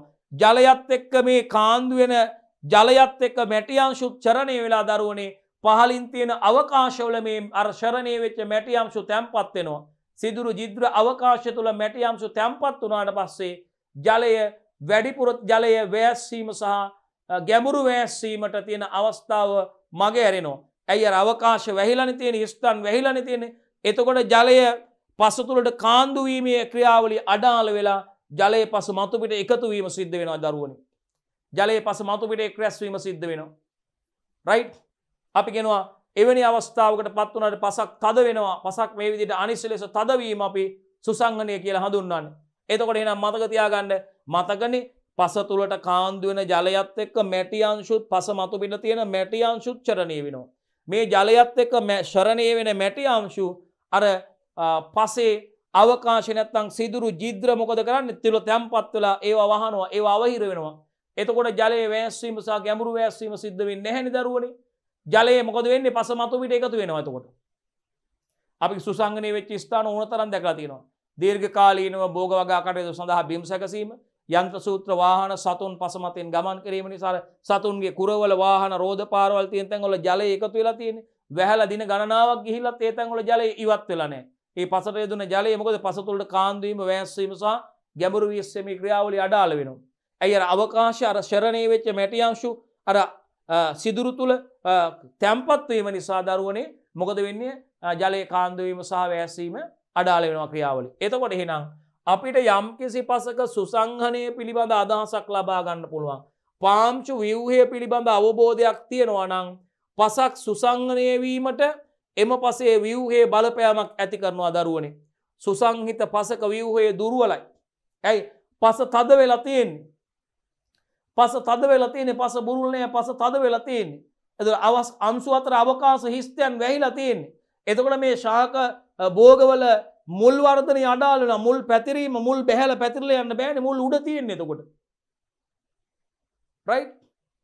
එතකොට එහෙනම් සුසංහිත පසක ව්‍යුහයේ දුර්වලයි. පාංශු වාතය අඩුයි. කෝ රැඳෙන්න අවකාශ නැහෙනි. හිස්තයන් වල මැටි අංශු රැඳිලානේ අර ජලයත් එක්ක ආපු. එතකොට රැඳිලා තියෙන්නේ වාතයට රැඳෙන්න ඉඩ නැහෙනේ. පාංශු වාතනය අඩු නිසා එවැනි පසක පාංශු ජීවී ක්‍රියාකාරීත්වයක් දුර්වලයි. ශාක මුල් විහිදෙන ගැඹුරු අඩුයි. ඇයි අර අවකාශ තුලට බැහැලා යන්න එපා. මුල් විහිදෙන්න එපා. මුල් විහිදෙන්නේ අවකාශ හිස්තයන් නැහැ. ඒවා වැහිලා තියෙන්නේ මැටි අංශු වලින්. මුල් උඩ තියෙන්නේ. එහෙනම් මුල් විහිදෙන ගැඹුරු අඩු වෙනවා. ඒකනේ කියන්නේ ශාක මුල් විහිදෙන ගැඹුරු අඩු නිසා ශාක වර්ධනයේ දුර්වල වෙනවා. ශාක වර්ධනයේ දුර්වල වෙනවා. ඒ විදිහට සුසංහනය වුණාට පස්සේ සුසංහනයේ උඩ යන්ත්‍ර සූත්‍ර භාවිතා කිරීමේදී යම් යම් ගැටලු වලට මුහුණ පාන්න සිද්ධ වෙනවා. පස්ස තද වෙලා සුසංහනය වෙලා තියෙන්නේ. මං හිතන්නේ පැහැදිලි. එහෙනම් පුතේ පාංශු සුසංහනය පිළිබඳ අදහසක් ලබා ගැනීමට කවුද මෙන්න මේ පාංශු ව්‍යුහය අපිට ඉතාමත්ම වැදගත් වෙනවා. ඒ කරුණයි මෙතන ඔයගොල්ලොත් එක්ක සාකච්ඡා කරේ දරුවනේ. ඒ වගේම සුසංහනය මගින් පසේ ව්‍යුහයේ දුර්වල වීම නිසා පාංශු වාතනය, ඒ වගේම පාංශු ජලධාරිතාවේ බලන්නකො සුසංහිත පසක අවකාශ වැහිලානේ තියෙන්නේ, සිදුරු වැහිලානේ තියෙන්නේ මැටි අංශු මගින් අර ශරණීය වෙච්ච. එතකොට මේ අවකාශ තුල අංශ තුල ජලය රැඳෙන්න ඉඩක් නැහැනේ. වාතයට රැඳෙන්න ඉඩකුත් නැහැ. ජලය ඒකයි අර පසු මතු පිට එකතු වෙලා තියෙන්නේ. එතකොට එහෙනම් මතක තියාගන්න සුසංහනය මගින් පසේ ව්‍යුහයේ දුර්වල වීම නිසා පාංශු වාතනය, ඒ වගේම පාංශු ජලධාරිතාවය වගේම පාංශු ජීවීන්ගේ ක්‍රියාකාරීත්වය යන ආදී දුර්වල වෙන්න පුළුවන් පුතේ. ඒ වගේම ශාක මුල් වර්ධනයට බාධා ඇති වෙන නිසා ඒ භෝග වගාවටත් බලපෑම් ඇති කරන්න පුළුවන් අහිතකර ලෙස. භෝග වගාවටත් ඒක අහිතකර ලෙස බලපෑම් ඇති කරන්න පුළුවන් පුතේ. right බලන්න මේ පාංශු සුසංහනය මගින් ව්‍යුහයේ ඇතිවන සමහර වෙනස්කම් අපිට සමහර අවස්ථාවලදී හිතකර වෙනවා. බලන්නකො පොකුණක පතුලින් හා ඉවුරු වලින් සිදුවන ඇතුළු කාන්දුව අඩු කරන්න. දැන් පොකුණක පතුලෙන් ජලය ඇතුළු කාන්දුව සිද්ධ වුණොත් එහෙම අර පොකුණේ ජලය අඩු වෙන්න ඒක බලපානවා. ඒ වගේම පොකුණක පතුලෙන් වගේම ඉවුරු වලින් සිදුවන ඇතුළු කාන්දුව අඩු කරන්න සුසංහනය වැදගත් වෙනවා. සුසංහනය වෙලා තියෙනකොට අර පස මතු පිට තිබ්බ මැටි අංශු ශරණය වෙලා අවකාශ වැහිලානේ තියෙන්නේ. එතකොට ඇතුළු කාන්දුව වෙන ප්‍රමාණය අඩු වෙනවා. ඇතුළු කාන්දු වෙන ප්‍රමාණය අඩු වෙනවා. ජලය පසුතුලට කාන්දු වීම අඩු වෙන්නේ ඇයි? කාන්දු වෙන්න අර අවකාශ හරහා සිදුරු හරහානේ කාන්දු වෙන්නේ. ඉතින් සිදුරු වැහිලානේ තියෙන්නේ මේ මැටි අංශු මගින්. ඒක නිසා මතක තියාගන්න සුසංහනය වීම පාංශු ව්‍යුහයේ මගින් ඇති කරන මේ සමහර වෙනස්කම් නොයෙකුත් අවස්ථාවලදී හිතකර වෙනවා. උදාහරණයක් විදිහට පොකුණක පතුලින් වගේම ඉවුරු වලින් සිදුවන ඇතුළු කාන්දුව අඩු කරන්න ඒක හේතුවක් වෙනවා. මොකද පතුල සීල් වෙන්න බෑ පොකුණේ අපිට. එතකොට ගෙබිමක් හෝ සත්ත්ව ගොවි පොළවල් සකස් කිරීමේදී වැදගත් වෙනවා.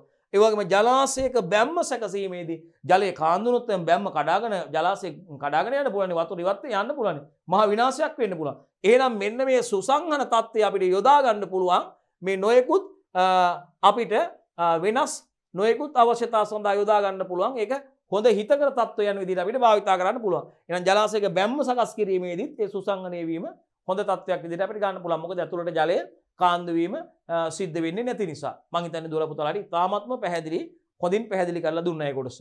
හොඳයි පුතේ. එහෙනම් අපි ඕගොල්ලොත් එක්ක කතා කරේ විශේෂයෙන්ම මේ සමාලෝචන ප්‍රශ්න යටතේ දෙවනි ඒකකයට අදාළ දෙවනි ඒකකයේ සමාලෝචන ප්‍රශ්න දෙක කොටසෙන් අපි මේ ඔබත් එක්ක සම්බන්ධ වෙන්නේ. ඉතින් අපි ඊළඟට බලාපොරොත්තු වෙනවා ඔබට ඉතිරි ප්‍රශ්න ටික ඊළඟ කොටසෙන් ඔබත් එක්ක සාකච්ඡා කරන්න බලාපොරොත්තු වෙනවා දුවේ පුතේ.